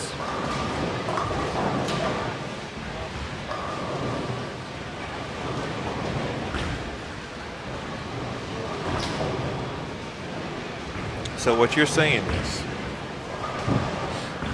that for that price, for those prices, I can even split that up and share it with 9 of my closest friends, teammates. You know, get 9 guys off the streets. You can split that and learn, practice, experience the lane condition on the same lanes, the same machine and oil. How about that? That about sums You it can't up. beat it. Can't beat that. Of course, when you have a team strategy and you all come from different places, well, what's the best way to work that out? Work together. Well, there's no question about that. And in all honesty, in a tough economy, an opportunity to share it and split it at the same time, and very cost effective, and get a chance to practice as a group. And you can put the pattern out at home all day long, practice on it every single day. It'll never be the exact same environment that you'll see here.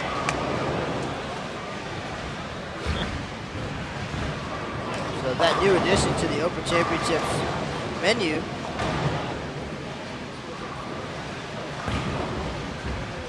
check bowl.com for more information about that, how to sign up, how to reserve your spot. Do so early, as times are filling up.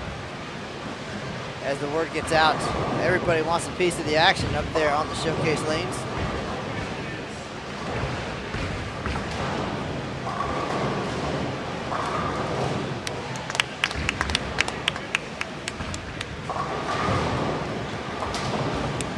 Here's Mr. Ryan looking for 5. The drive for 5 is complete for Shawn Ryan. Drive for 5, listen to you. I like that.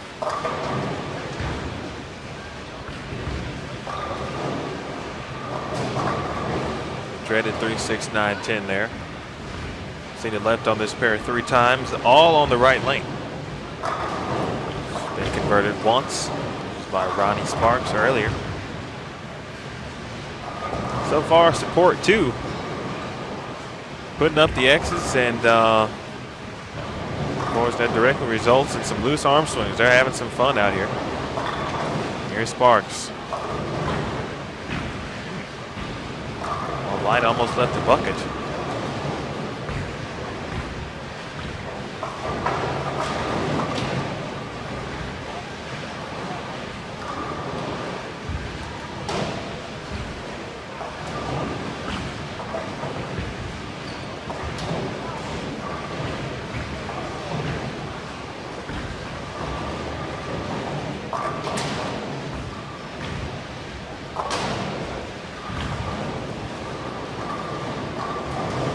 Tuckfield also with 5 in a row as well.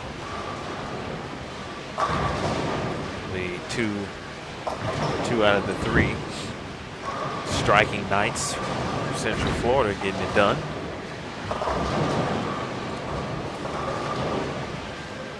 Third of that crew trying to get on track.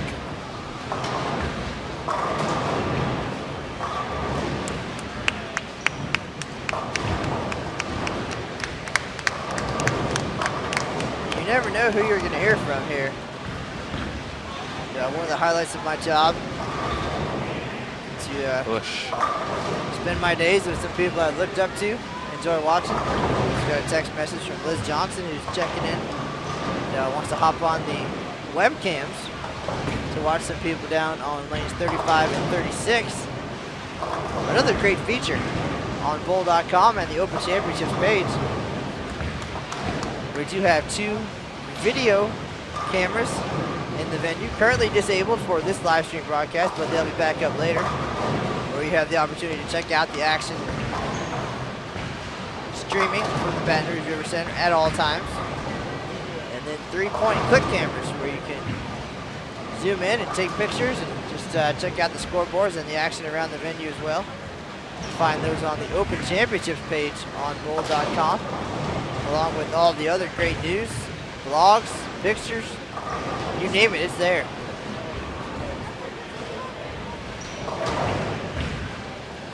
It's your one-stop shop for all that is Open Championships. Find the leaderboards, individual results, year-long brackets, bowlers journal standings, all kinds of goodies. I don't want to ruin the surprise, but check it out, bowl.com or bowl.com/openchamp.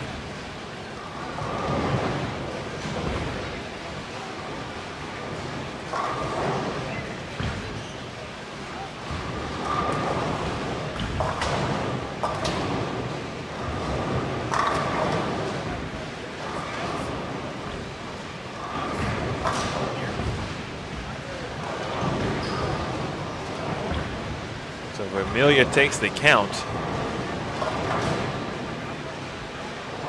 A couple of open frames, 2 for Erik. Jeff with the open frame as well. Amanda with a couple. Here's Haggerty directly through the face.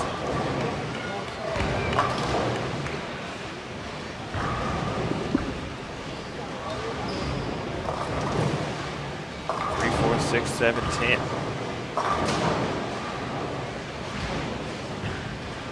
Got George Lambert checking in the chat room. That's GL4 and possibly G5 on as well. Recent addition to the Lambert family. Congratulations there. George wants to be a VIP at the Open Championships, Emil. Can you tell him how he can do that before coming out here to bowl? Well, you can get in contact with Showcase Lane scheduler, Deb Hagan. Probably the best bet. Give her a call or email her at it's Deborah Hagan, Deborah.Hagan at bowl.com. See if we can get you a phone number to call as well. Yep, Deb is in charge of the showcase lanes upstairs. She'll be happy to take your reservations. The VIP stuff, however, you can register right online on bowl.com, bowl.com/VIP for $199.95. You can enjoy all those benefits. The number one benefit, a 1-hour one-on-one session with Bill Hall upstairs on the showcase lanes, as well as you get a VIP member shirt, your name on the back, a VIP complimentary locker, and you can use that locker as many times as you want with no charge. Also get a voucher, good for one item, 20% at the USBC Sports Store. Also will receive $25 at home, also for $25 off, again as Matt mentioned. 1 hour lesson with Bill Hall. And a VIP lounge experience as well. Come in, have yourself some snacks, sit on some comfy couches. Use a computer if you'd like. All kinds of goodies as well. say hi to us. You can also say hi to Matt and I, as our office is directly adjacent to the VIP lounge. You step in, and through another door, there we are. Come in and take a look at the view. Mr. Williams and I did have the opportunity today to sign a couple autographs. Believe it or not, people do read our stories and watch our live stream broadcasts, and we do appreciate that. A couple of gentlemen stopped by just to say hi. I got to sign my name right next to Liz Johnson, Dale Ballard Jr., so appreciate that opportunity to be famous for just a minute.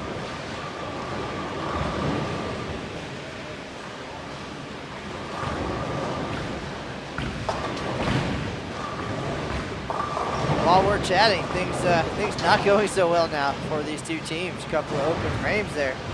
Let's see if David O'Sullivan can get back on track after. Tough miss. 6-pin to the right. After a 5-bagger. O'Sullivan able to get back on track. Here's Novak. It's a little love on the 10-pin.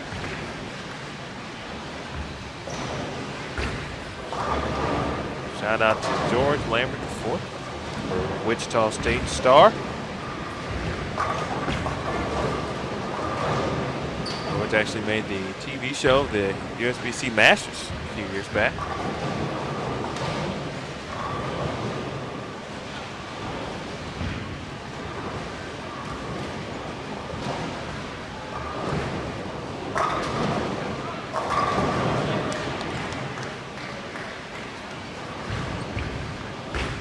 If I could read Emil Williams' mind on that shot, he was saying, get on the horse That ball. was pretty good. I We've done almost this a few said times. He almost said it. That ball looked like it was not going to make the move, and it did. it. Got on the horse. Giddy up.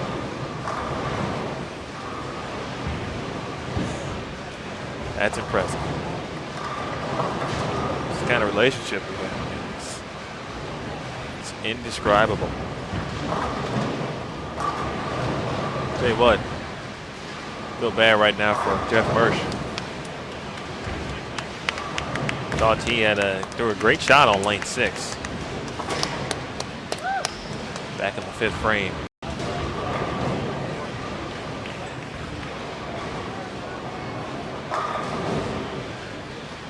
After a strong 222 start, Amanda now still looking for her first strike.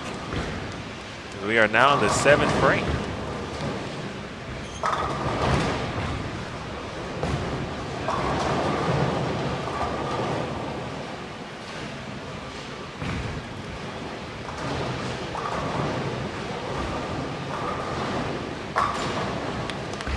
He makes it like a champ.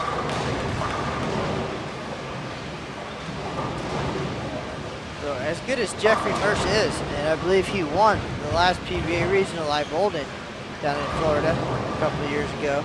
As good as he is right now, I'm not feeling too good about my own performance here now. I'm a little nervous after watching him struggle here. I believe he shot 159 in game number 1, and just one strike here in game number 2. So hopefully he figures it out, because I'm taking notes for sure.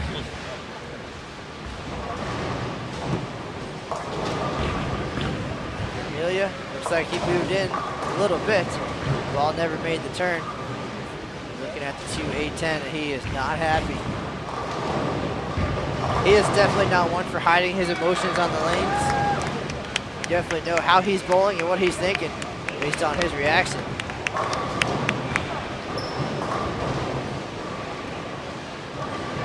He's got 6 out of 7.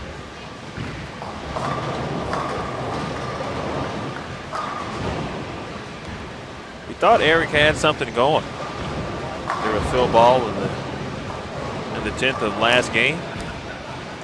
Ball made a strong move off the spot there. Looked very good, and there's one strike now. Back-to-back opens.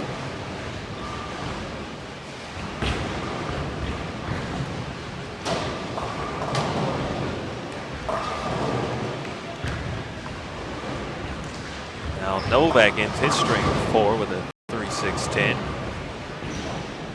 Herrbach. Another one of my favorite left-handers, Doug Becker, checking in the shooting group that we'll have on our live stream broadcast later in the year. But always a pleasure to watch him bowl. Watched him shoot 300. The Open Championships, got a chance to talk to him. Bowled against him quite a bit back in my Florida days as well.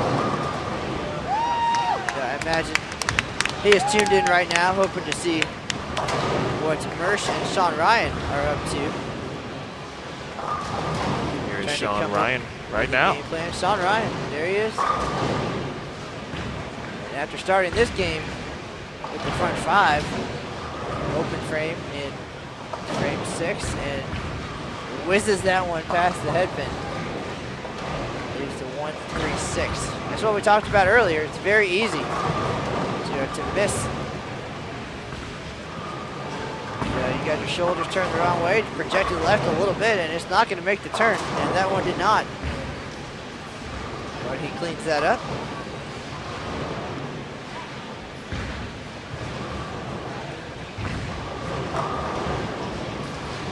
So let's take a look at the scoreboard now. We're in frame number 7. And there you have it. Jeff Mersch up on the right lane, Ronnie Sparks up on the left. Great shot by Mersch. Wow. That one jumps on the back end, leaves the 4-6. So again, you make a mistake and you get punished. I didn't think that was a bad shot at all. I thought that was a fantastic shot.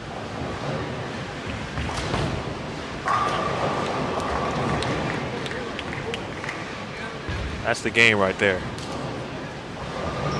That is the sport we know and love. It can be the greatest thing, greatest day on earth for you. It could be the greatest.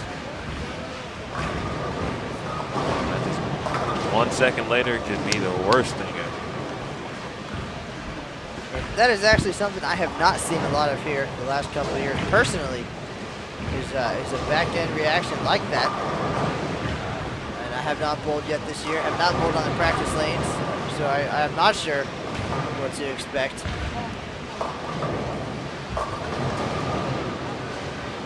But I doubt that Mersch was expecting that reaction. Let's see what O'Sullivan can do here.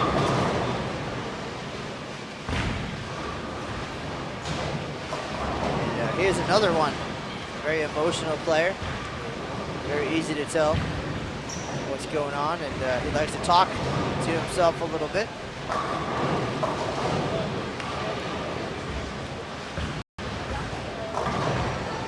The wheels have fallen off for Erik Vermilyea. Actually, between the two Vermilyas, just one strike through 7 frames. Well, technically, Emil, 3 Vermilyas, as Amanda is. How about that?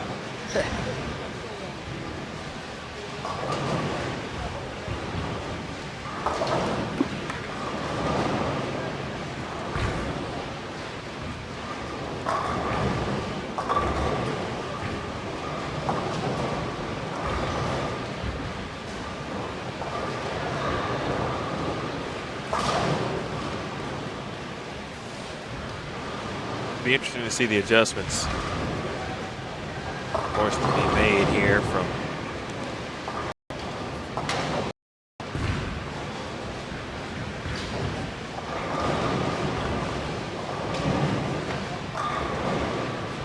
here's Haggerty.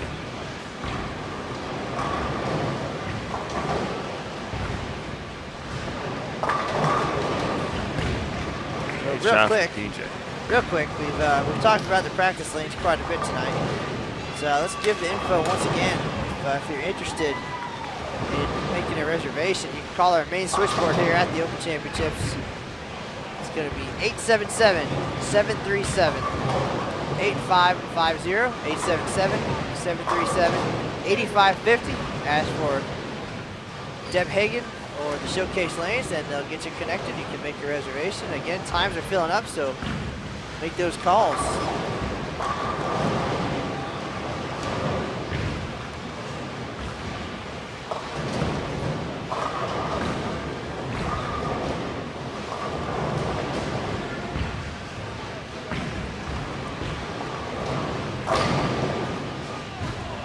Herrbach with the spare.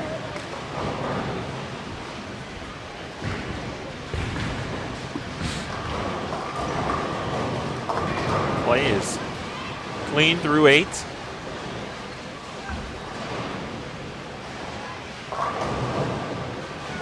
Meanwhile, Amanda is still looking for her first strike, but first to try to convert the 6-10.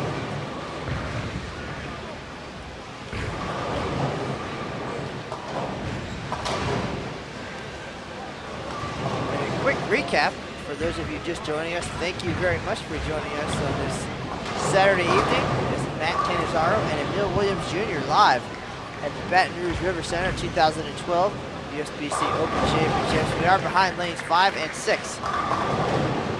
Watching Junior Team USA Support 1 and 2 try to get it done here. Junior Team USA Support 1 started the night with 9:59 in game number 1. Team 2, 10:58, and now we are in the 8th frame of game number 2. So you are right on time. If you'd like to check back and watch the rest of this broadcast, you can visit our YouTube channel. That's youtube.com/BowlTV. And once we're done here tonight, this broadcast will be archived along with everything else we've done this year, as well as all of the other USBC live stream broadcasts from across the globe. Lucas Wiseman, our associate, is spending the weekend in Nashville at the Music City Classic, so he'll be back on the air tomorrow morning. Check that out, day 3 from that event. And to check out the upcoming live stream schedule, check the right-hand side of bowl.com. Our next broadcast, Mr. Williams, will be Tuesday morning, 9:20 Central Time, 10:20 Eastern. Bill Lillard Sr., doubles and singles. Why does that name sound so familiar? Well, first, he's a Hall of Famer. 8-time titleist here at the Open Championships. Hard to fathom winning multiples, winning more than one, but 8. It's impressive. It's also the day before, Monday, on the 19th at 2:30, make his 65th consecutive walk down center aisle, celebrating 65 years of consecutive Open Championships participation. And on the heels of Bill Dorman and Joe Norris, hold the Open Championships participation record, both at 71 appearances.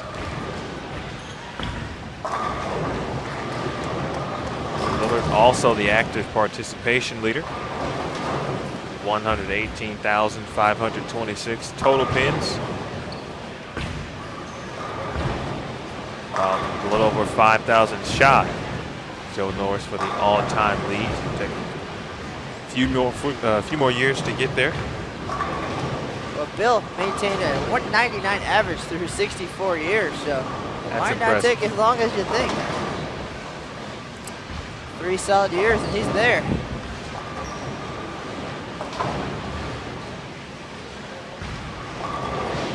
Bill Lillard, an excellent ambassador for the sport and this event. Had a lot of opportunity to sit down with him during my years here. Looking forward to seeing him again this weekend. He has more titles and more experience than all 10 of these folks in front of us, the young guns, making their way up in the bowling world. PJ Haggerty with a 3-bagger right there, and he's excited.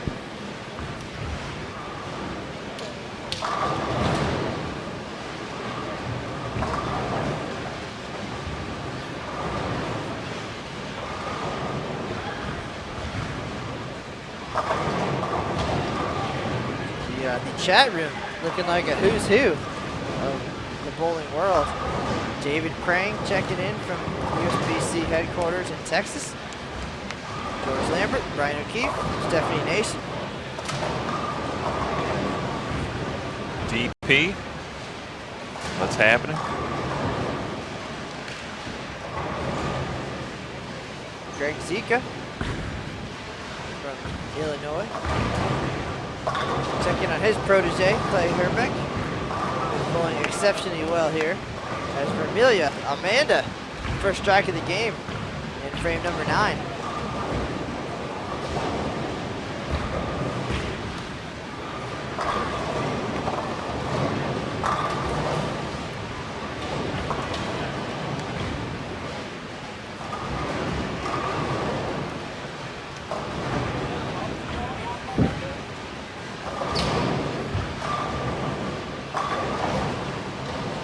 Right now we're down behind lanes 5 and 6, so no idea what's happening across the rest of this amazing venue. 48 lanes down here in the main convention hall of the Baton Rouge River Center.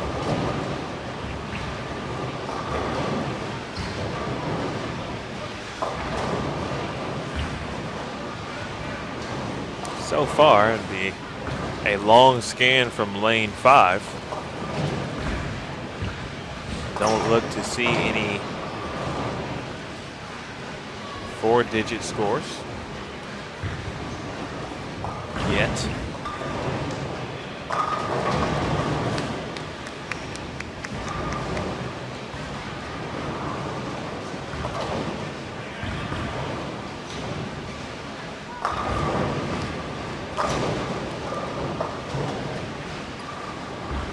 After a great start, Shawn Ryan opened with the first 5 and now has opened 2 out of the last 4. Open frame as he heads to the 10th. Max score of 224.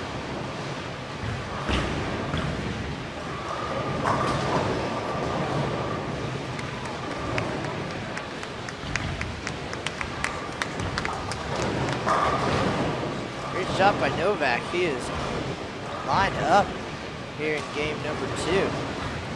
It's a double. We'll take a look at the scoreboard here at the end of the 9th frame, see what we've got going heading into the 10th. Ronnie Sparks now up, working on the spare.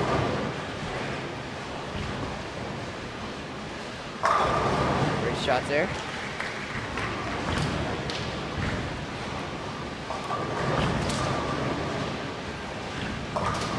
Things not going well for the bottom half of the lineup here for Junior Team USA Support 1. Jeffrey Mersch struggling with just 2 strikes here in game number 2. And their anchor, Erik Vermilyea, his only strike coming in the 2nd frame. So we'll see if Mersch can figure something out and get lined up here. And caught that shot. So he gets all 10 to go. That's a great double for Jeff. Tries to smile and not think about it too much, but beyond ecstatic. Double for O'Sullivan as well. He started the night with 240. Now Vermilyea up on the approach. Once again, has not struck since frame number 2. 4 opens this game. He's definitely fishing out there. There he is on the right lane. Take a look at the ball hitting the pins. And a great shot still. Looks like he is ready for the 10th frame. Here's a look at the scoreboard.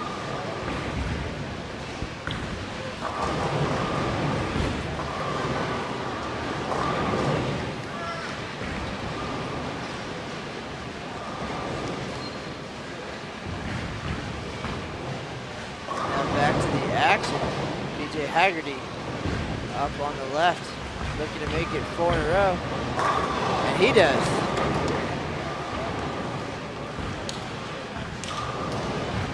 High fives right there from his teammates as Herrbach gets ready to get the 10th frame started.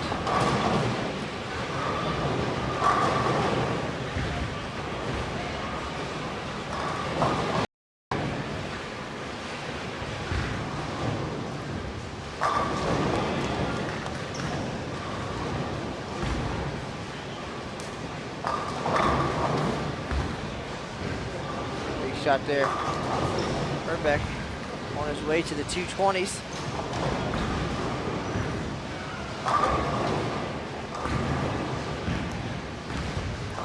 Amanda and Vermilyea up on the left lane.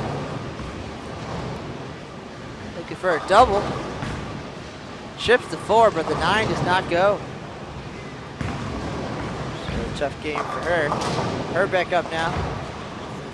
Trying to make it 2 in a row here in the 10th frame. And he does.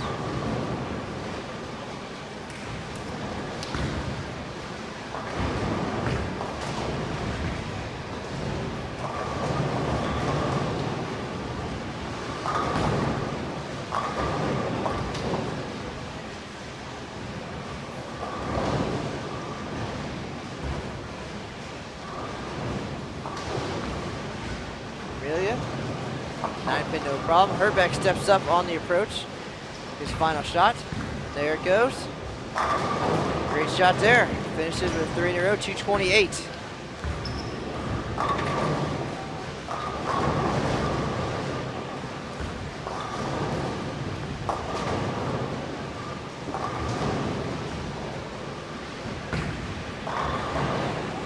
Appreciate everybody joining us tonight. Currently almost 400 people logged on to see Junior Team USA Support 1 and 2. Where are these guys playing? What are they throwing? And if Emil is brave enough here after game number 2, we'll send him down to get a couple thoughts from these guys.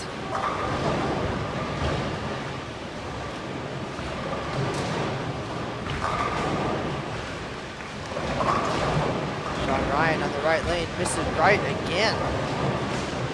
You don't want to get it in the middle. It's going to hook on you. There's a 2-4-8.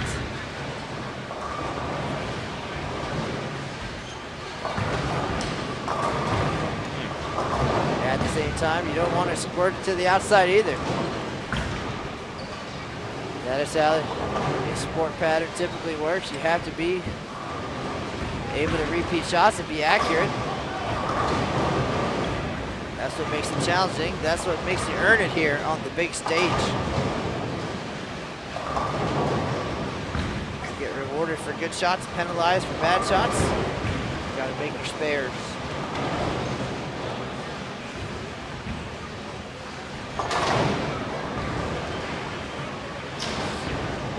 Tuckfield does not make his spare in the 10th frame. So what started out very promising. With 7 strikes in the first 8 frames, ends of 221. So that's an awful lot of work to get to 221. See if Novak can keep things going, and he does.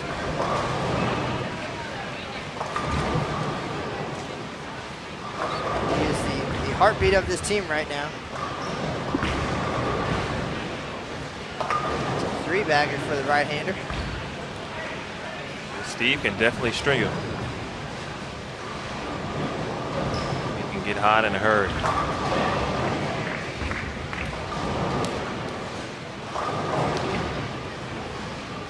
Mr. Novak stepping up on the left lane, trying to make it 4 in a row. There it goes. Just the messenger. He's been throwing pins all over the place tonight.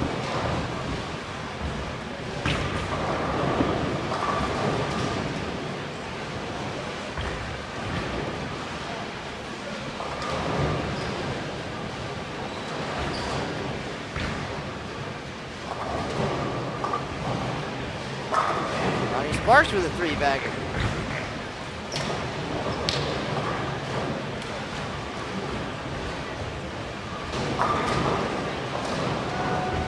Novak closes things out.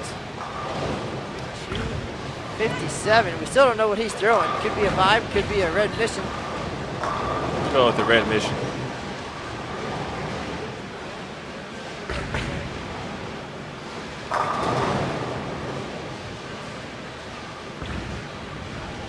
Ronnie Sparks in the 220s.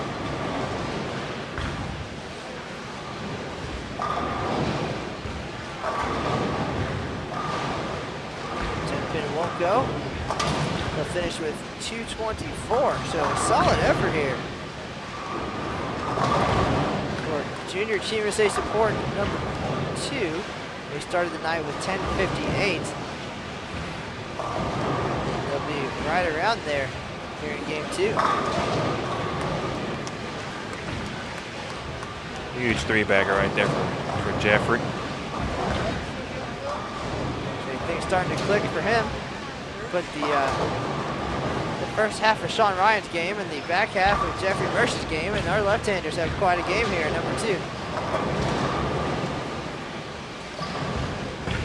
Their hope, of course, that they have opened the lanes up how they wanted to, broken them down, created some area, and they're hoping for a big finish in game 3.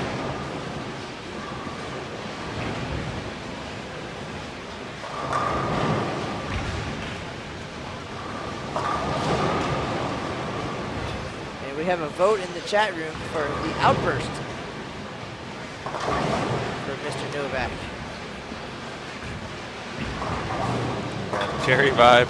It's not the cherry vibe for sure. It did look to be partially Silver gray going down the lane.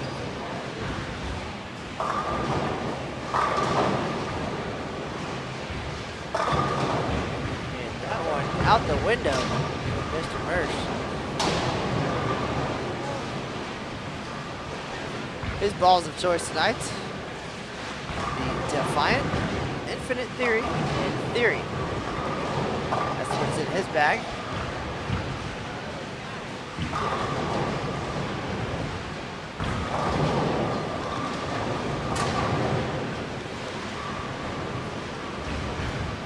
Novak expected to be throwing the Hammer Brick or the Columbia Omen.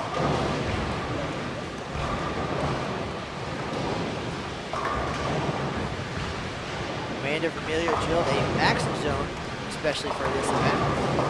Tuckfield, as we mentioned, has 3 Roto Grip daggers in his bag. The same ball used by Tom Doherty at last year's PBA Tournament of Champions, all the way to the title match.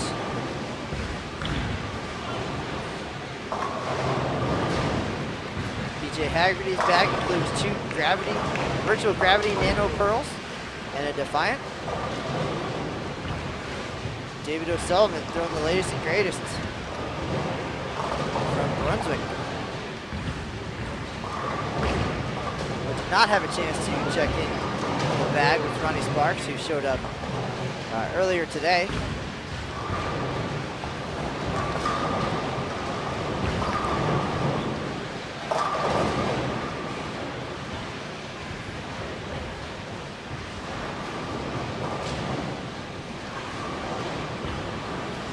A big finish here for both teams. There's Haggerty, throws his first shot out the window as well. So he was working on a 4-bagger, 8 strikes in 9 frames.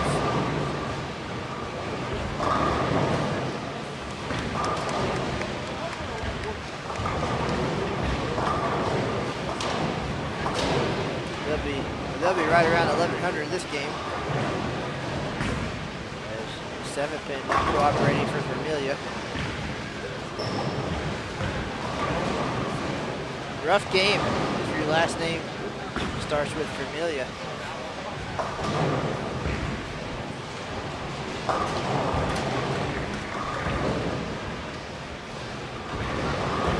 Before the scores disappear, let's take a look up at the scoreboard.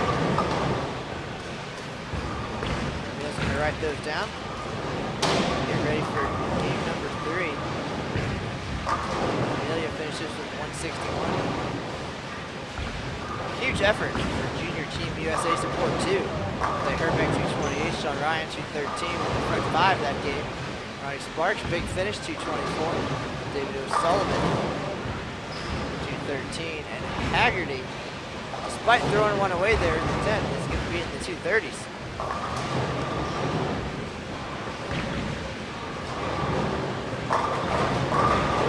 Haggerty goes Brooklyn on his fill ball. Obviously a ball change, trying to see what's out there. He finishes with 239, so 2175 after 2. Junior Team USA Support 1, 1950 after 2. So they're going to have an uphill climb here in game number 3.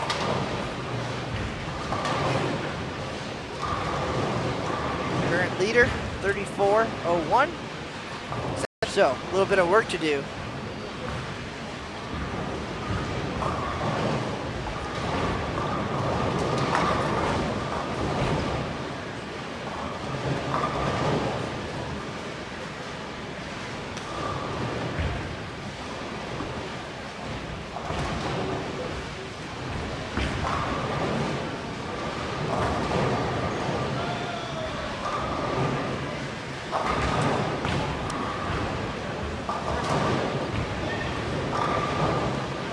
They've carried the bad breaks with them to start here as Amanda leads the 7-10.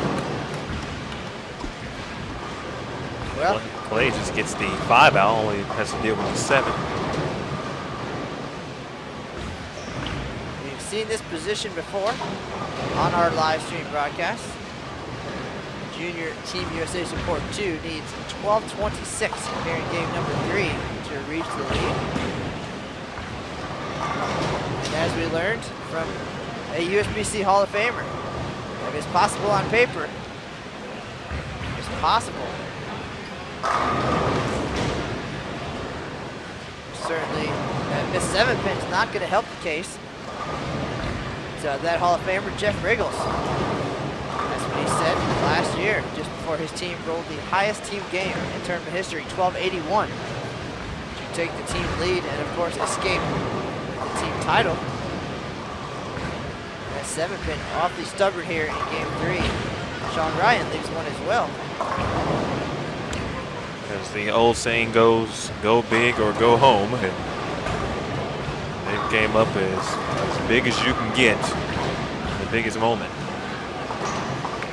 Caught on our live stream and by our in-house video guy, Matt Lawson, who was in town shooting some Hall of Fame video footage. He got a real taste of what the Open Championships is all about that night. A lot of emotion, a lot of excitement. Right now, all we're seeing is a lot of head scratching and confusion, I think. A bad break there, so the bird dog, Steve Novak, did not cooperate there on his first shot. So 5 bowlers up, no strikes here. Let's see if Ronnie Sparks can change that. Emil? What do we call that here? It's a flat dime. A flat dime by Ronnie Sparks Jr.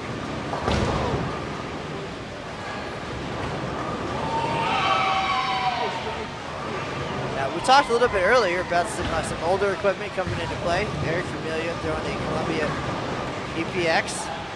And speaking of old equipment, correct me if I'm wrong, but I spy from the early 1990s. A couple lanes away.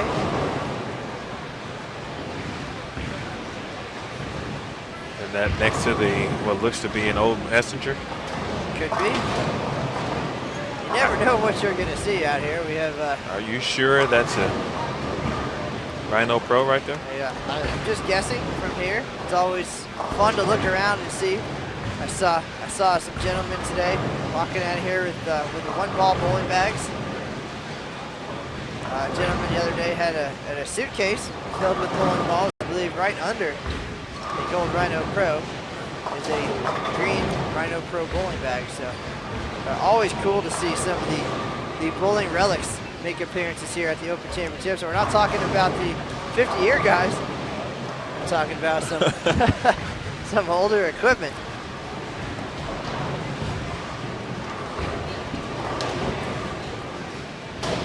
Wouldn't surprise me if David O'Sullivan had a couple Rhinos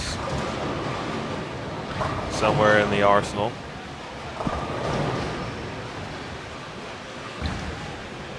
In fact, I've got a great story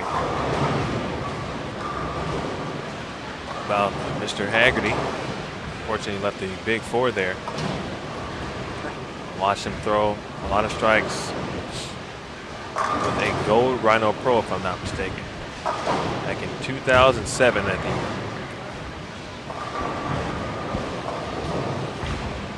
the West Sectional in Las Vegas. It was at South Point.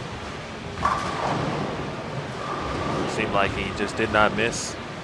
Neither did Josh Blanchard. Looked like they both were throwing Rhino Pros, either the purple or the gold version. I'm going to guess that everybody's got something like that. Yep. Some go-to standby Old Faithful. We've talked about mine many a times here on our live stream broadcast. Not that old. The Ebonite Game Breaker. There'll be 2 of those in my bag, and I believe Emil told me he returned from Chicago last week with a relic of his own. Trying to put together a solid arsenal, try some different things, learn some new fundamentals, I guess. On the approach and with the hand position and such. But what's in your bag now? Well, that's a good question. Currently, there's not much in it. Still waiting to receive some things from home. Probably get a few things drilled up prior to. I guess it works out in my favor that I'm now bowling in July. So I don't have to necessarily rush, however, but within the next few weeks, I would like to at least get four or five balls or so, and you know, get comfortable, get familiar, and that kind of thing. So, Well, the bag is incomplete, to say the least. fair enough. But we've been here now 36 days of competition. We've seen some great bowlers come through. What have you learned so far, and maybe how has your mind changed in the last 30 days, and what have you learned tonight maybe that you'll take forward? Well, I think the same rules can apply. If you pick an area, preferably around the 5, 6 board, 7, kind of break that area down, open it up, you can have success. And I think a lot of it is about ball choice and being able to shell up or down and having it being the piece that you need at that particular moment. So I think in that aspect, there are some similarities. Of course, the pattern is different, but it doesn't necessarily take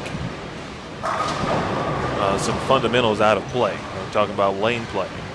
Get 10 people to commit to an idea, try to carry it through. Unfortunately,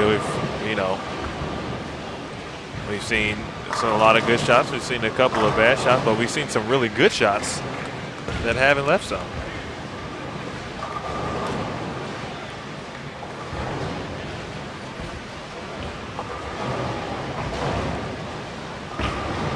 Well, for those of you out there in the bowling world interested in seeing what works here at the Open Championships, you're getting a good idea right now from 10 talented players. But you can also check out some of our videos on bowl.com. Just go to the Open Championship page and click on Bowl TV tab. At the very top of the page in the flash module, that's where all the pictures are. But you click on the Bowl TV tab and you'll see some of our latest videos. Among them, you will see Ryan Whitney from Louisville, Texas, roll the first perfect game of this year's event on his way into the regular singles and regular all events leads. 773 and 2170. And just before that, he shot 766 in doubles and took the regular doubles lead with Chris Hans at 1420. So Mr. Whitney, a solid effort here in Baton Rouge, and you can see that video. And right next to it, our regular team leaders, Nicholas J. Roshop, 2. You can see their final frame and get their feedback and their thoughts on that performance. As we see a pair of spare shooting blunders here on lanes 5 and 6. PJ Haggerty misses the 10 pin just seconds after Jeffrey Mersch. Flags a 7. So Haggerty shot to 239 in game number 2. Starts game 3 with a pair of opens. Vermilyea leaves a flat dime of his own. So the pin's certainly not cooperating here at the start of game number 3. And these guys need a huge effort, 12-26 to tie for the lead. For Junior Team USA Support 2, they started the night with 10:58 and 11:17, so not a bad start. But they're going to need to go big or go home without the lead.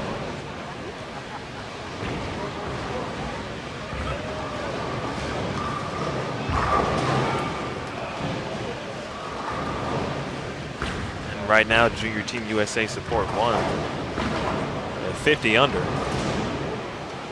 They'd like to end things on a quality note as well, get a good game, and get themselves in a potential good, great cashing position as well.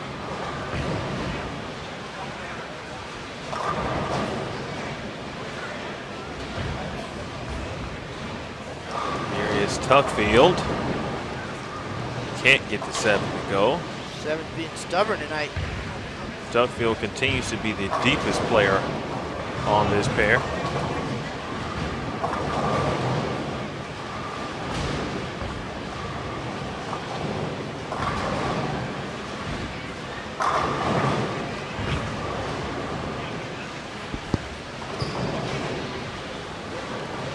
So So for those of you just joining us after a night out perhaps, Junior Team USA Support 1 started the night with 9:59 and 9:91.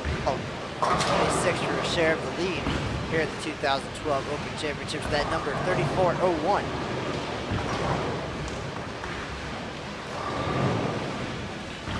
Some uncharacteristic mistakes here in the early part of the game number 3. A 7-pin miss by Herrbach. Meanwhile, Novak with the double. I'm telling you, when Steve gets lined up, man, he can send some pins. If you just look at him, he's not the tallest guy in the world. Very strong, though. And he can get the ball down there in a hurry. A lot of leverage. Great leverage. Always posting shots.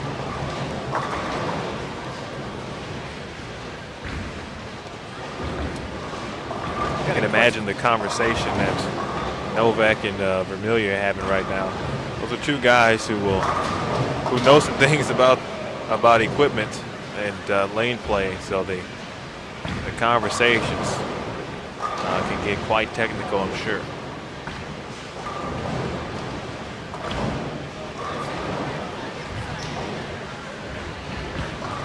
We got a question in the chat room about the sub board. How to find a sub here at the Open Championships. Well, folks, there's a sub board on site, and if you're in town looking to roll or looking for a sub, that's right next to the information counter over where you pick up your score sheets. You can solicit a sub when you get to town, or if you'd like to find somebody in advance, you can go on bowl.com, and the sub boards are part of our message boards. You just go up to the top right-hand corner, click Enter Forum. You need to register, sign in. You can check out the sub boards, get all that legwork done before you head this way. Either way will work.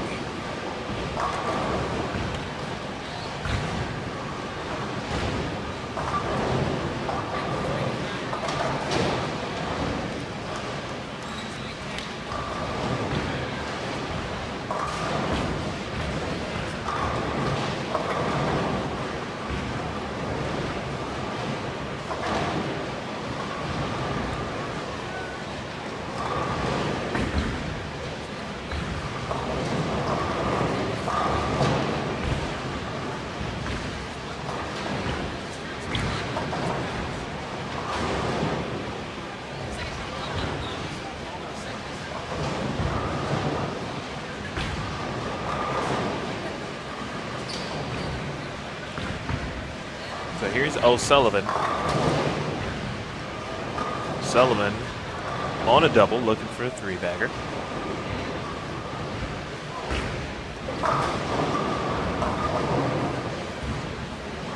Sullivan looked to be a clear hand position change, and he got through it very cleanly. It leaves the wrap 10.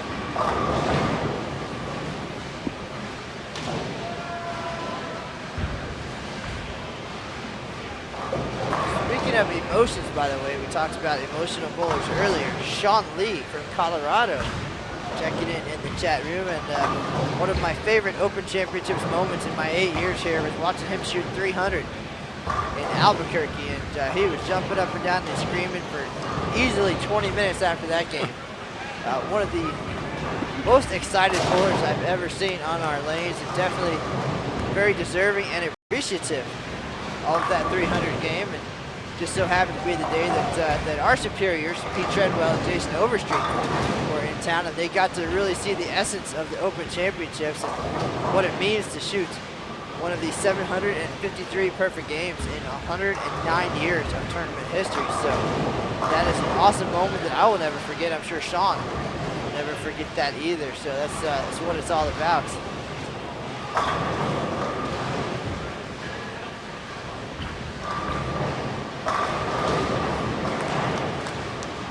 Pretty sure PJ knew that one was good off his hand. In the third, and we head to the fourth. Well, While we do that, let's take a look at the scoreboard. There it is. So, another 7-pin for Herrbach. He's got a pair of opens and a strike here. Now a 7-pin in frame number 4. So 12:26. A spectacular number here. The highest game we've seen this year, I believe, 11:92. By Harry Mickelson and his teammates from Washington State. Those guys have been around a couple of years as well. Huge finish for them, 11:92 in game number 3 to sneak into the top 10. And luckily for all the Herrbach fans at home, we did not have that shot on our live stream. He hooked that one at the 7-pin, hooked about 25 boards. Yeah, I didn't think he was going to get made a huge move on the back end.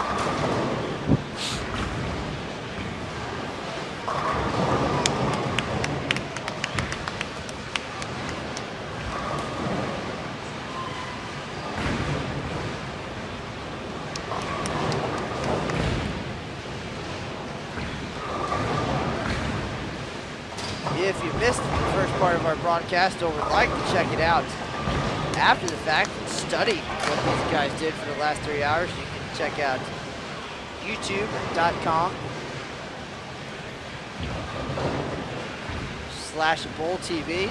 You'll find this and many more live stream broadcasts. So far, this is our 3rd of the year. Yeah, we're 0 for 2 as far as the excitement that we saw in 2011, but it's still early.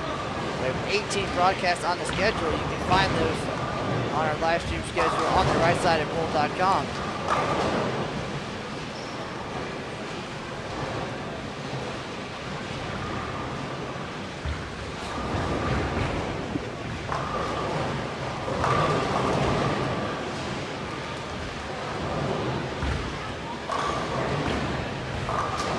Court 2 kind of off to a slow start here.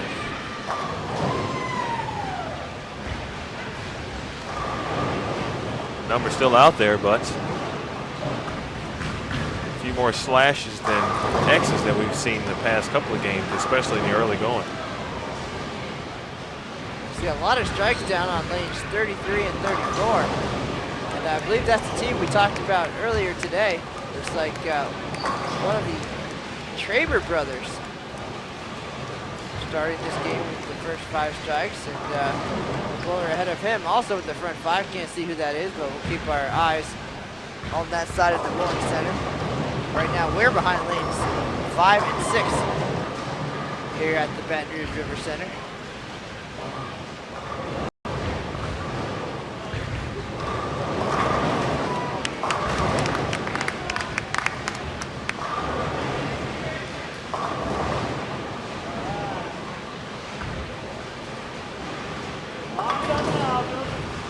So 12:26, just a long way for these guys. Things not going well here in game number 3.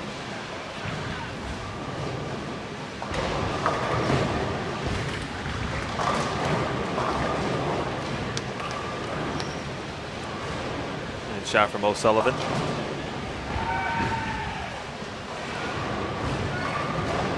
Dave now with double spare strike.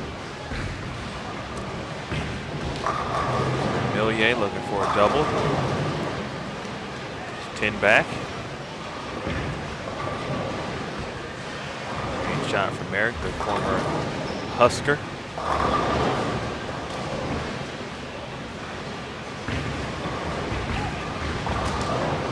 Along with his wife Amanda, the Nebraska legacy.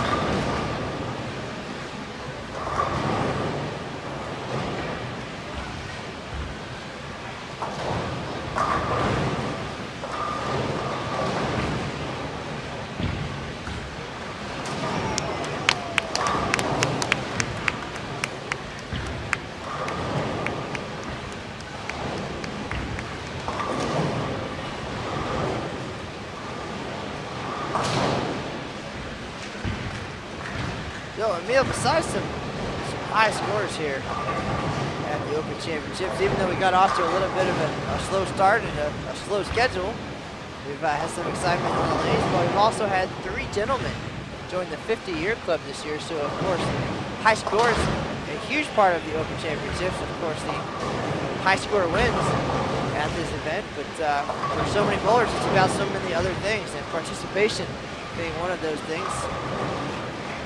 A lot of folks probably not going to win a title here at the Open Championships, and it means just as much to them to receive that 25-year plaque and so on. 3 gentlemen reaching 50 years of participation this year, 3 of 13. And then we'll have 1 gentleman, Mr. Leslie Sykes, 3-time champion and USBC Hall of Famer. He'll join the 60-year club this year. Of course, as we said this weekend, Bill Lillard Sr. will celebrate 65 consecutive years. So, again, not everybody going to take home the title, but so many different reasons for coming to the Open Championships, and we appreciate all the dedication of those players who come here for 25, 30, 35, 40 plus years, year in and year out, hoping to take home a piece of the $5 to $7 million prize fund. Have a reunion with some friends they might not see other times of the year. See different places. See the same places, different parts of the same places. Next year, of course, we'll be back at the National Bowling Stadium in Reno, Nevada. So, opportunity to see some parts of Reno you might not have seen before. And the opportunity to take advantage of seeing Louisiana and Baton Rouge this year. So, all kinds of reasons for coming to the Open Championships. Thanks to each and every one of you. Thank you to Matthew Tuckfield for that great shot right there on the left lane. It's definitely an experience that everybody should be a part of. So you see Shawn Ryan. It's the 10-pin. Seen a lot of single pin misses in here in the 3rd game.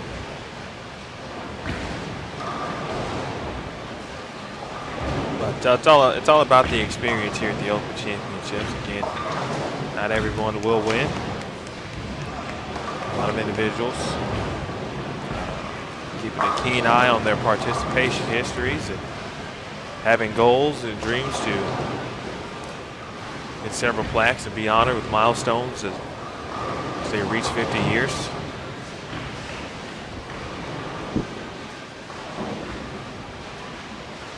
Currently, 145 bowlers have reached that plateau, including the 3 we've had thus far.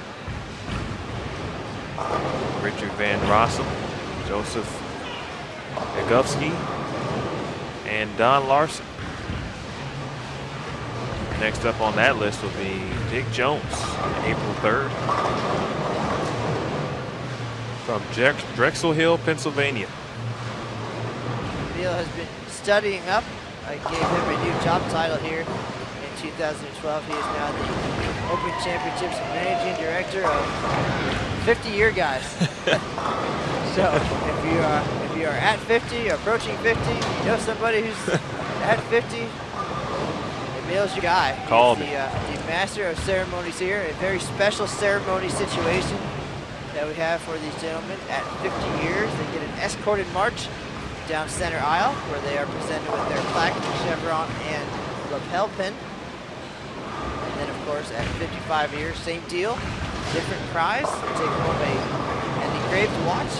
60 years is a gold and diamond money clip. And 65 years, as we'll see this weekend, a custom ring.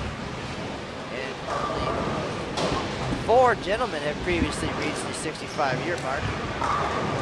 Emil has been hard at work writing speeches for those ceremonies and keeping tabs on all those gentlemen. So whether it's your first year or your 40th year, Emil's got his eye on you.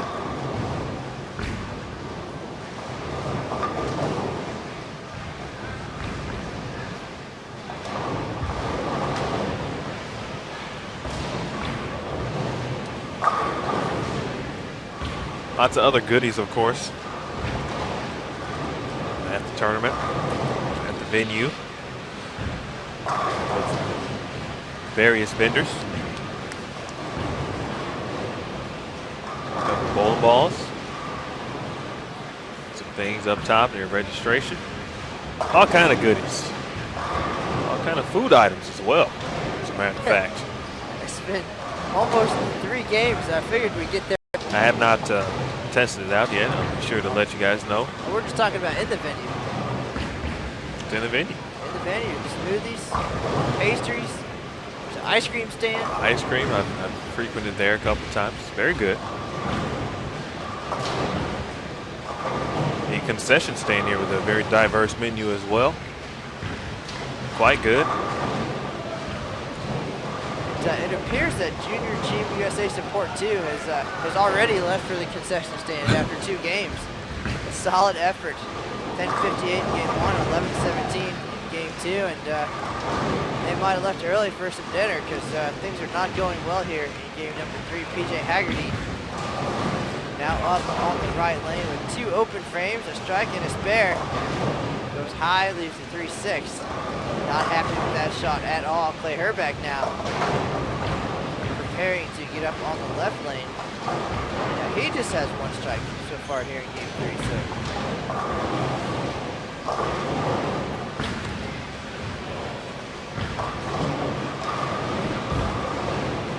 I imagine a lot of folks will be checking this broadcast to see how these 2 teams broke the lanes down early and how they migrated over the 3 games, how things developed or didn't develop. They were hoping to open them up and have a great big finish here in game 3.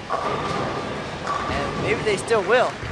But 12-26, a big number, and not very likely at this point.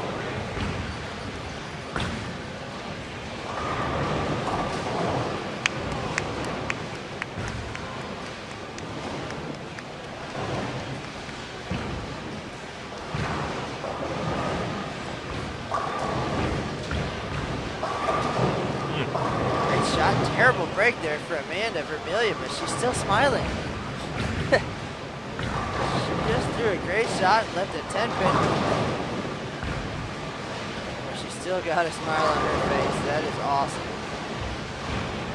Shawn Ryan, He would be the not smiling. perfect bowler to kind of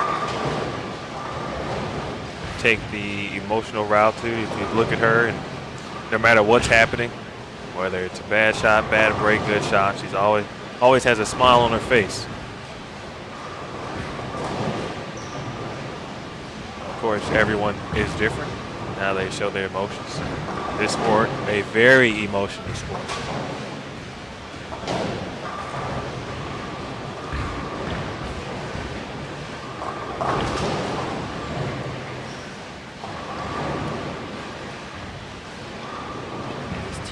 Not going well for the left-handers at all.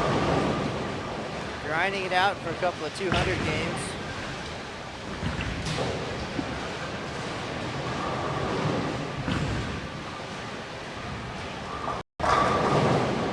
This is kind of what we expected from both teams.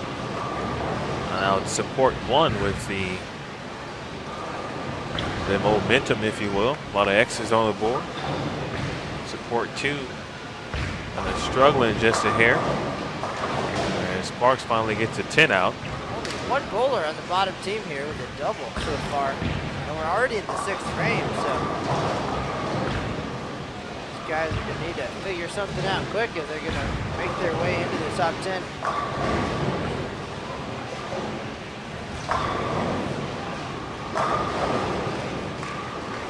It's already almost 11:30 here in Baton Rouge, so another squad of eager bowlers behind the lanes in the squadron getting ready to make their way out here for their doubles and singles squad. We are jam-packed here in Baton Rouge. Kick things off February 11th, and we had an abbreviated schedule up until about March 1st, and now we are jam solid here on out till July. This event concludes on July 10th. During that time, we'll see more than 60,000 bowlers make their way to Baton Rouge. And the numbers they're shooting at right now, team event 34.01, Nicholas J's Pro Shop. That is a number that many thought we were not going to see this year. And they did it, and they did it early. So we will see a lot of folks started practicing a little bit harder, I think, after that was shot. Now that it's possible, it's going to take quite an effort to take that team down. Then their companion team in second place, 32.04. A couple other teams creeping up on 3,200, not quite getting there. So that just goes to show you 36 days in how big a number 3,400 is. You don't see those very often here at the Open Championship. Last time at Baton Rouge, we had 12 300s, 0 800s, and it took 33.08, I believe, to win the team title. So I don't know if it's just something about this city. Teamwork, good shot making, spare shooting. Another great shot from Amanda Vermilyea, and a 9-pin this time. You wouldn't tell from her reaction, however. Mercy. But it does get to a point where it just gets so frustrating. All you can do is smile and laugh it off. We've all been there. Question in the chat room, what does Steve Novak shoot the first game? He started the night with 173, shot 257 in game number 2, and he is well on his way here. Let's take a peek at the scoreboard. Actually, Novak spare in the first, and then 5 consecutive strikes here. So he figured something out in game number 2. I think it's going very well for him. He wishes he could have that first game back, but there's no do-overs here. You only get one shot at it each year at the Open Championships. You only get one shot is right, man. Try to take advantage as best you can. Sometimes the pins don't fall your way. That's how the game goes. For a lot of folks here, it's going to take the day of your life. No better place for that, of course.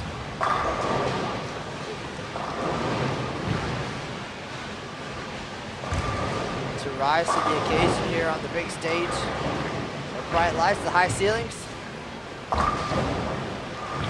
Quite often, the cameras on you. You got to man up on the big stage and get it done. You got to earn it. As you say it best, you got to earn it. You have to know, if you're knocking them down here, we're going to be right behind you. Probably going to have a camera. Probably going to be a lot of eyes on you. Right now, a lot of eyes on Steve Novak, and he's cool about that. Six-bagger. I'm telling you, dude, when that guy gets lined up, look out. He can strike for days. Well, he's only got to strike for 2 days. He's got some ground to make up after a 173 start. He is well on his way, 257 in game 2.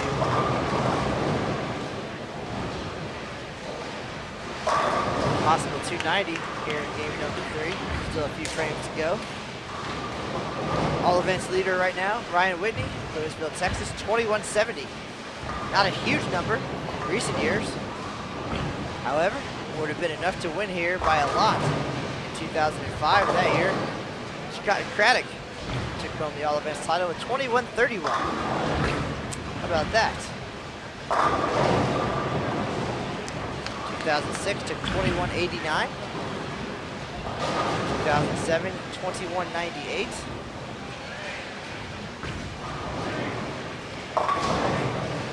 And then the scores went up a little bit from there.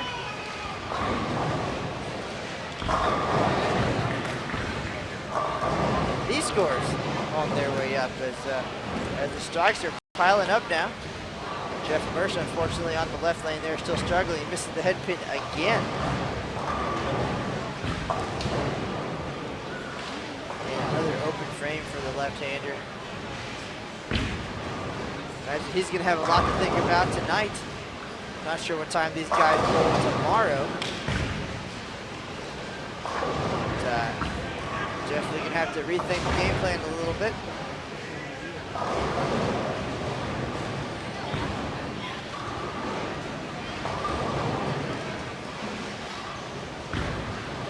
Another coveted title here at the Open Championships, team all events. Current leader, the legend of Dung Ho. I believe that number 9666, if I'm not mistaken. That is correct. That is plus 666 for 45 games. A solid effort there by those gentlemen from California. They had the team lead at one point. Excellent doubles performance, singles as well. Big double there for Vermilyea. Clutch break right there, looking to take advantage of that. So safe to say we're not going to have a new team leader here tonight, but these two teams will turn in a pretty good performance and have a good head start heading into doubles and singles tomorrow at that team all events top 10. Herrbach leads the 2-pin on lane 5.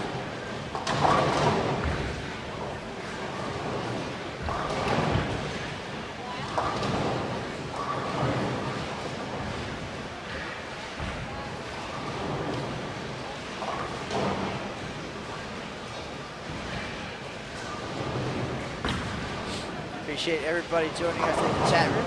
Some interesting thoughts and comments with positive and unfortunately some negativity as well, but a good balance. So thank you all for joining us here on Saturday night. Big strike there from Amanda and Vermilyea after 4 consecutive spares.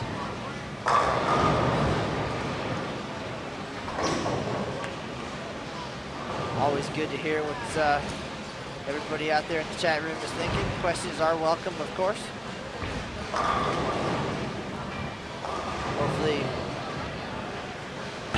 everybody's having an opportunity to learn a little something here tonight. I know I am for sure when you come to Baton Rouge. I'm sure you're all at home practicing, getting ready for your trip here. And of course we have the showcase lanes upstairs here at the River Center. And get your competitive juices flowing when you get to town. Head across town to Metro Bowl. Take your shot at the 2012 Storm Bowlers Journal Championships, presented by USBC. Singles, doubles, handicap mixed doubles, different divisions for different skill levels, you name it. And an opportunity at some additional prize money while you're in town, so check that out. Loosen up, test your skills, and you can throw strikes like Matthew Tuckfield. There's 5 in a row for the right hand. Steve Novak about to step up, looking to make it 7 in a row.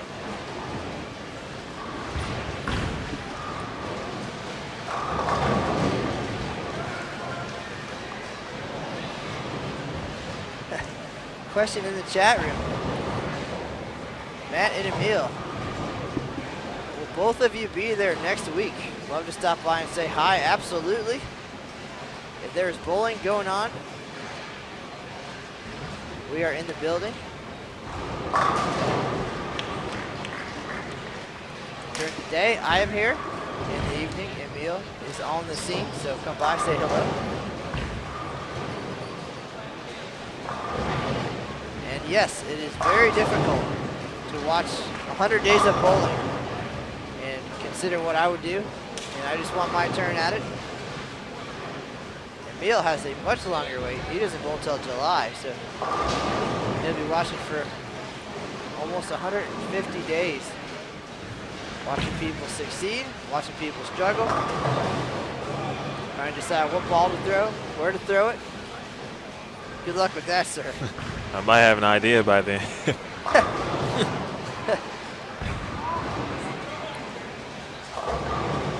And a good point in the chat room. Our associate, Chip Akey, the 2007 regular singles champ, will be on the lanes this weekend as well. Indeed. So he takes his shot earlier in the year. And, no idea where that is taking place. You know, it's tomorrow night at 8:30. Tomorrow night at 8:30. All right. That narrows that down at least. But, check on our webcams. 48 possibilities. On bowl.com, check out the Open Championships page. Go to the webcam, point and click, and you can check out the scoreboards. And Chip's name will be on the scoreboard with an orange eagle next to it, symbolizing his championship in 2007.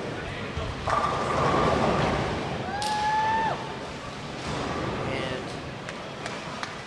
prediction in the chat room, 2,300 for Chip McKee.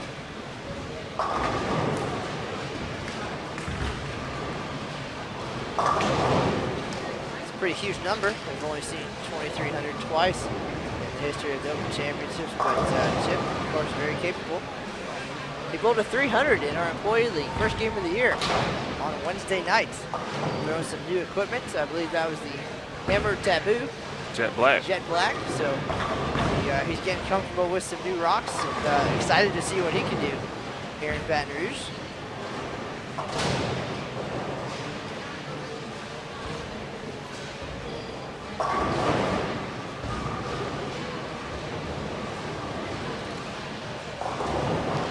If you'd like some more information about the Open Championships and what's unfolded here so far this year, or what's about to come, or the Bowler Journal Championships, check out bowl.com/openchamp.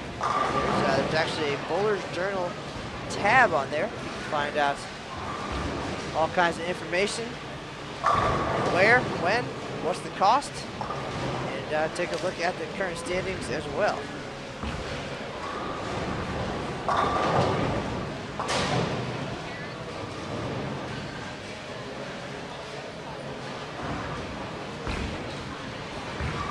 For those of you taking notes, you might want to take some notes right here on lane 5, Matthew Tuckfield.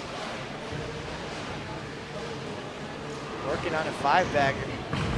Looking to make it 6. He is lined up here in game number 3. No doubt about that one. The Roto Grip Dagger. 1 of 3 in his bag. All 10 back.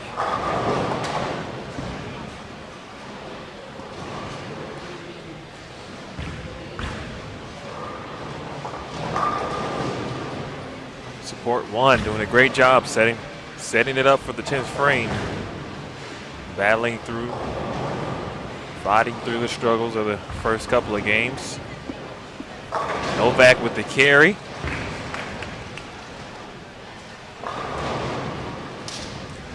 Opportunity for a big game here. That's 8 in a row for him. Let's look at the scoreboard. Get ready for the 10th frame. Novak 257 in game 2. And well on his way here in game 3. So obviously he figured something out after a slow start.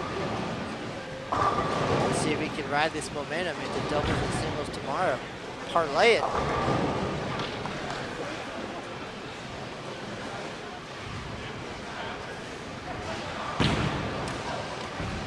As you mentioned before, just 50 pins under. 1950 coming into the 3rd game, and now in prime position. Not only get back to even, but gain a lot of sticks back. There's Sparks. Carries for support 2. Now Ronnie will go into the 10th frame on a 4-bagger.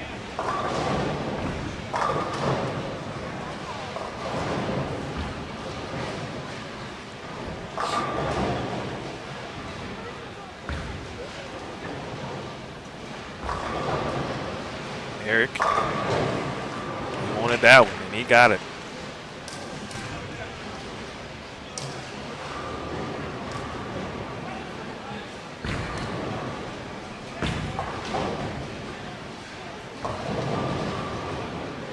Four-bagger for Erik.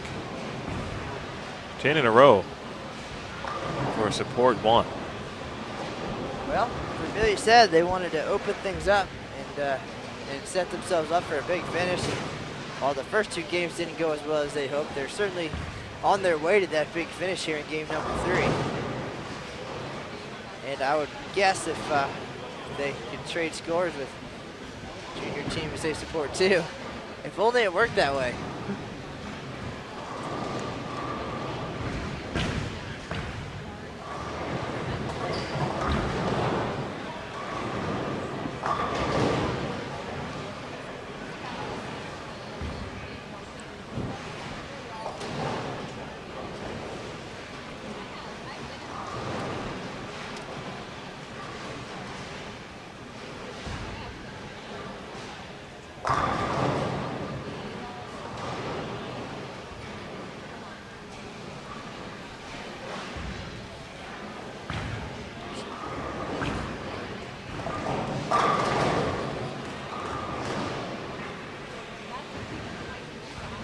Dave looking for 4.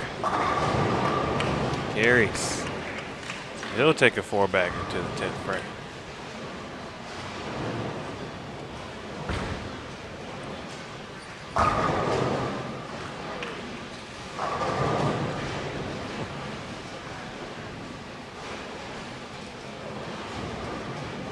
Like this gentleman to our left there, wearing a Husker polo. Wonder does he know that 2 former Huskers are paired to the right of him. PJ with the 3.69.10.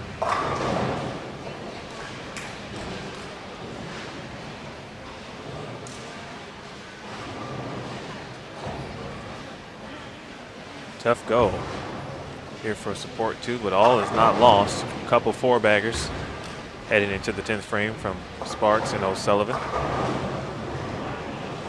Don't get me wrong, I would take this score any day of the week, any year. But I know not the finish they were hoping for at all.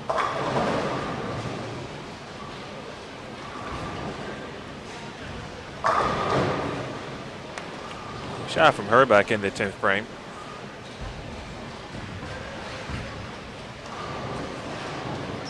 My kind of guy right here that's leaving the bleachers area, right in front of us. He's got a full-size pizza with him. Didn't bother to offer us any here. He's leaving the bleachers? Oh, sir. He said to leave. Come back here. That pizza appears to have come from Schlitz and Giggles. Walking distance from the Baton Rouge River Center. Check that out. That's some great pizza. That's that man a tough is one. not playing fair. No, he's not. We've been sitting here for the last 3 hours. Not one bit. But I did hear a rumor that there might be some pizza upstairs for How about us that? when we get there. So some people look out for us. That is very true. I must say, as Amanda stops the string, I must say that we talked about food plenty on our broadcasts. And voila, some of that food has appeared in our office after we're done. Well, you can't beat that kind of service.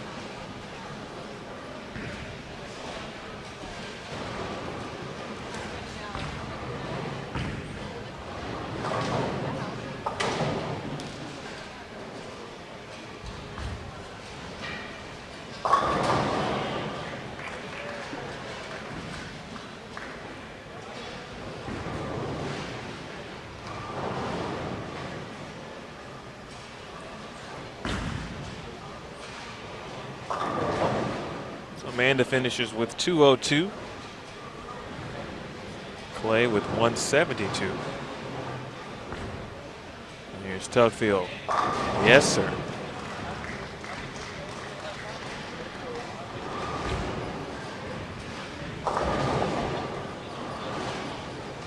Seven in a row for Tuckfield.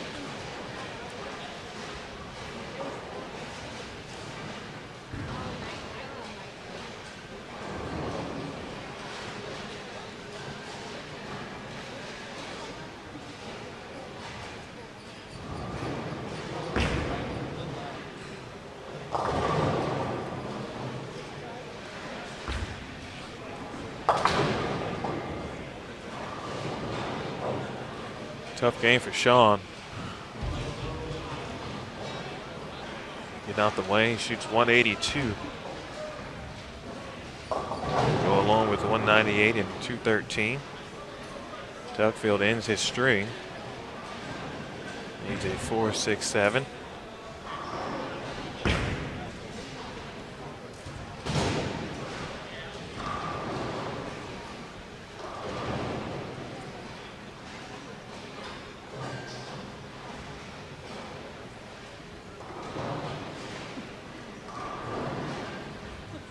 Pretty quiet here as most of the teams have completed the 8:30. Oh, excuse me. Yes, the 8:30 squad.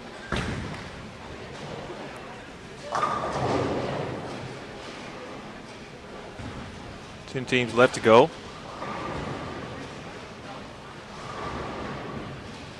Six in the 10th frame right now, so you can make that 8.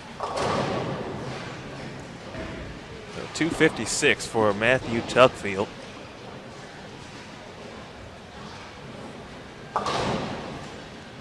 Right now it's the Steve Novak show. 257 in game 2. Possible 290. And some paperwork here in game 3. Let's take a look. He's up on the right lane right now. Looking for 9 in a row. All 10. That was a no-doubter. Quick peek at the scoreboard while we have a chance.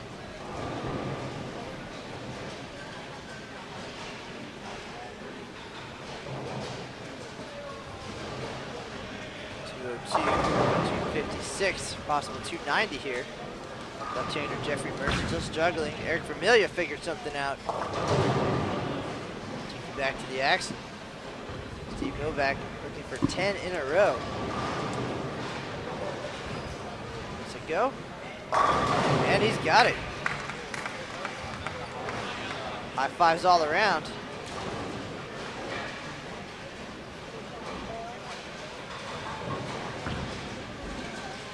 So one more puts him in very exclusive company. They've had 2 300s this year and 2 290s. One of them earlier this morning. And that is it. The honor score realm 2012. So strings of strikes hard to come by. And we're seeing quite a few of them here on lanes 5 and 6. Sullivan light leaves just a 2-pin.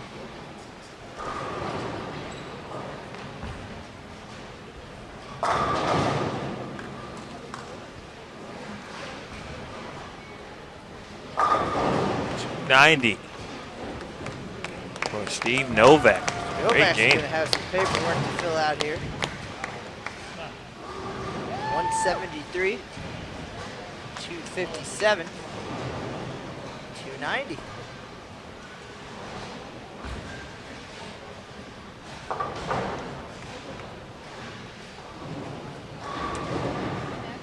That's a huge boost for Junior Team USA Support 1 after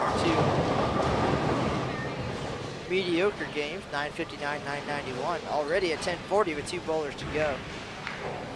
And just the opposite for Junior Team USA Support 2. Unfortunately, 1058, 1117, and now struggling here. Well under 1,000.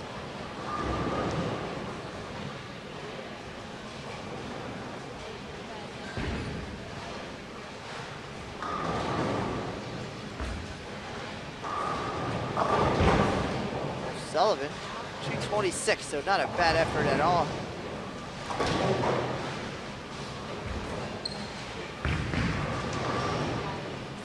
.240, 213, and 226 for O'Sullivan.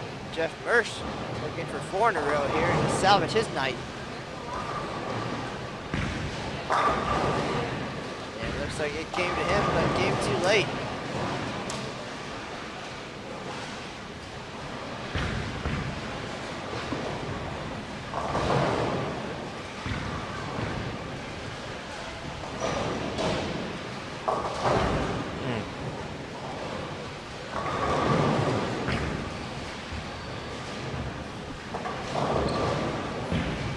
That's a 720 set for Novak, if I'm not mistaken. Sullivan, solid night as well. Jeff Mersch looking to make it 5 in a row. Not pretty, but everybody goes. 2:13 finish for him.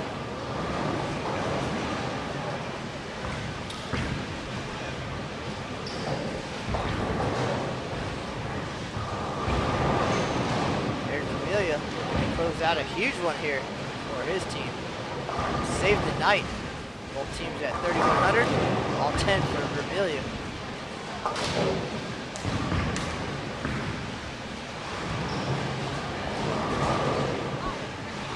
PJ Haggerty opens in the 10th, finishes with 156. So 180, 239, 156 for Haggerty. His first year back after a 2-year hiatus for the PBA Tour. Vermilyea working on a 5-bagger. He's the last one standing for these two teams. Gotta have it here. Good to everybody. So Junior Team USA Support 2. Take a look at the scoreboard in the books. 31-27. Where does that put them? As of right now, that is good for the 6th spot. 6th place, 31-27. They have just been surpassed by their companion team. It looked like it was going the other way. We've also just seen the highest game of the year. So we talked about a huge finish. That's what Vermilyea wanted. They got it. Big finish there, 2:59 for Vermilyea. That's impressive. 12:20. Of course. Junior Team USA Support 2 needed 12:26 this game to take the lead. They fell short with 9:52, 31-27. But then Vermilyea step it up here. Emil's going to run down, I think, with the microphone. And get a few thoughts as we wrap things up here.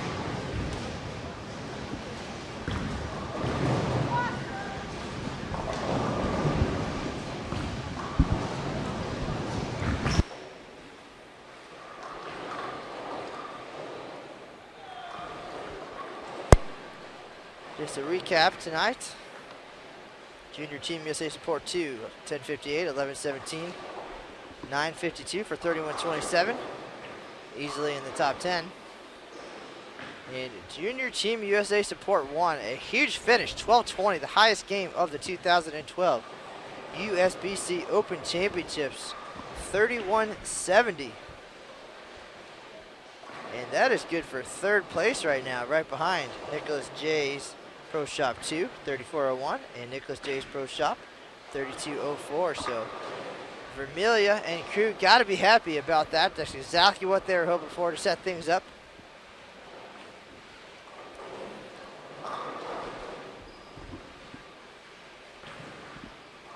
As they pack things up, Emil is down on the lanes. He's going to get a few words from Vermilyea. So let's take a look. Here he is, Mr. Williams, on the lanes. Here we go. All right, thanks, Matt. We're here with Erik Vermilyea again. Erik, things looked a little bleak, of course. When you started out, first couple of games, you go 9:59, 9:90. But the goal was, of course, to try to set it up and create some things for the back end, and that's exactly what happened. What was going on in the 3rd game? Well, it was really weird. They started to break it down the way we wanted in the first game. We thought we were in good shape. The backs got tighter. The fronts kept hooking more and more and more. We didn't want to make the jump because it was early, so we kept chasing it, and the shot just kind of fell apart. So at some point, we had to make that move, and in the second game, I made the jump in. I threw 3 good shots in a row, and they all split.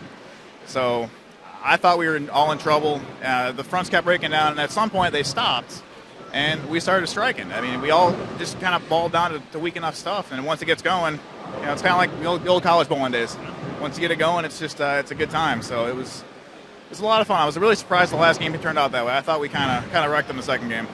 And unfortunately, it almost turned out to be the opposite for Support 2. Started out with 10:50, 1100, and kind of.